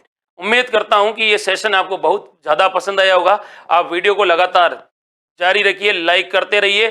अगर आपको किसी प्रकार का कोई टॉपिक या किसी प्रकार के चैप्टर में कोई प्रॉब्लम आ रही है तो हमारा जो कमेंट सेक्शन है, चैट सेक्शन नहीं, कमेंट सेक्शन, उसके अंदर आप अपनी जिज्ञासा को डालिए कि सर इस टॉपिक को समझाना है और इस टॉपिक में हमें दिक्कत आ रही है, तो मैं बाकायदा वो टॉपिक लेके आऊंगा और आपकी तैयारी को और भी जानदार और जबरदस्त बनाऊंगा। बाकी हमारे ऑनलाइन कोर्स अगर आप लेना चाहते हैं तो उसके ऊपर ऑफर है। सभी कोर्स हमारे 499 में मिल रहे हैं। अगर आप टेस्ट सीरीज लेना चाहते हैं टेस्ट सीरीज मिलेगी, बाकी सारे वीडियो कोर्स मिलेंगे, सब कुछ मिलेगा इस तक्षशिला एकेडमी जोधपुर के डिजिटल प्लेटफॉर्म पर। तो कल फिर मिलते हैं नए जोश, नए जुनून और नए प्रश्नों के साथ। तब तक के लिए आप सबको जय हिंद।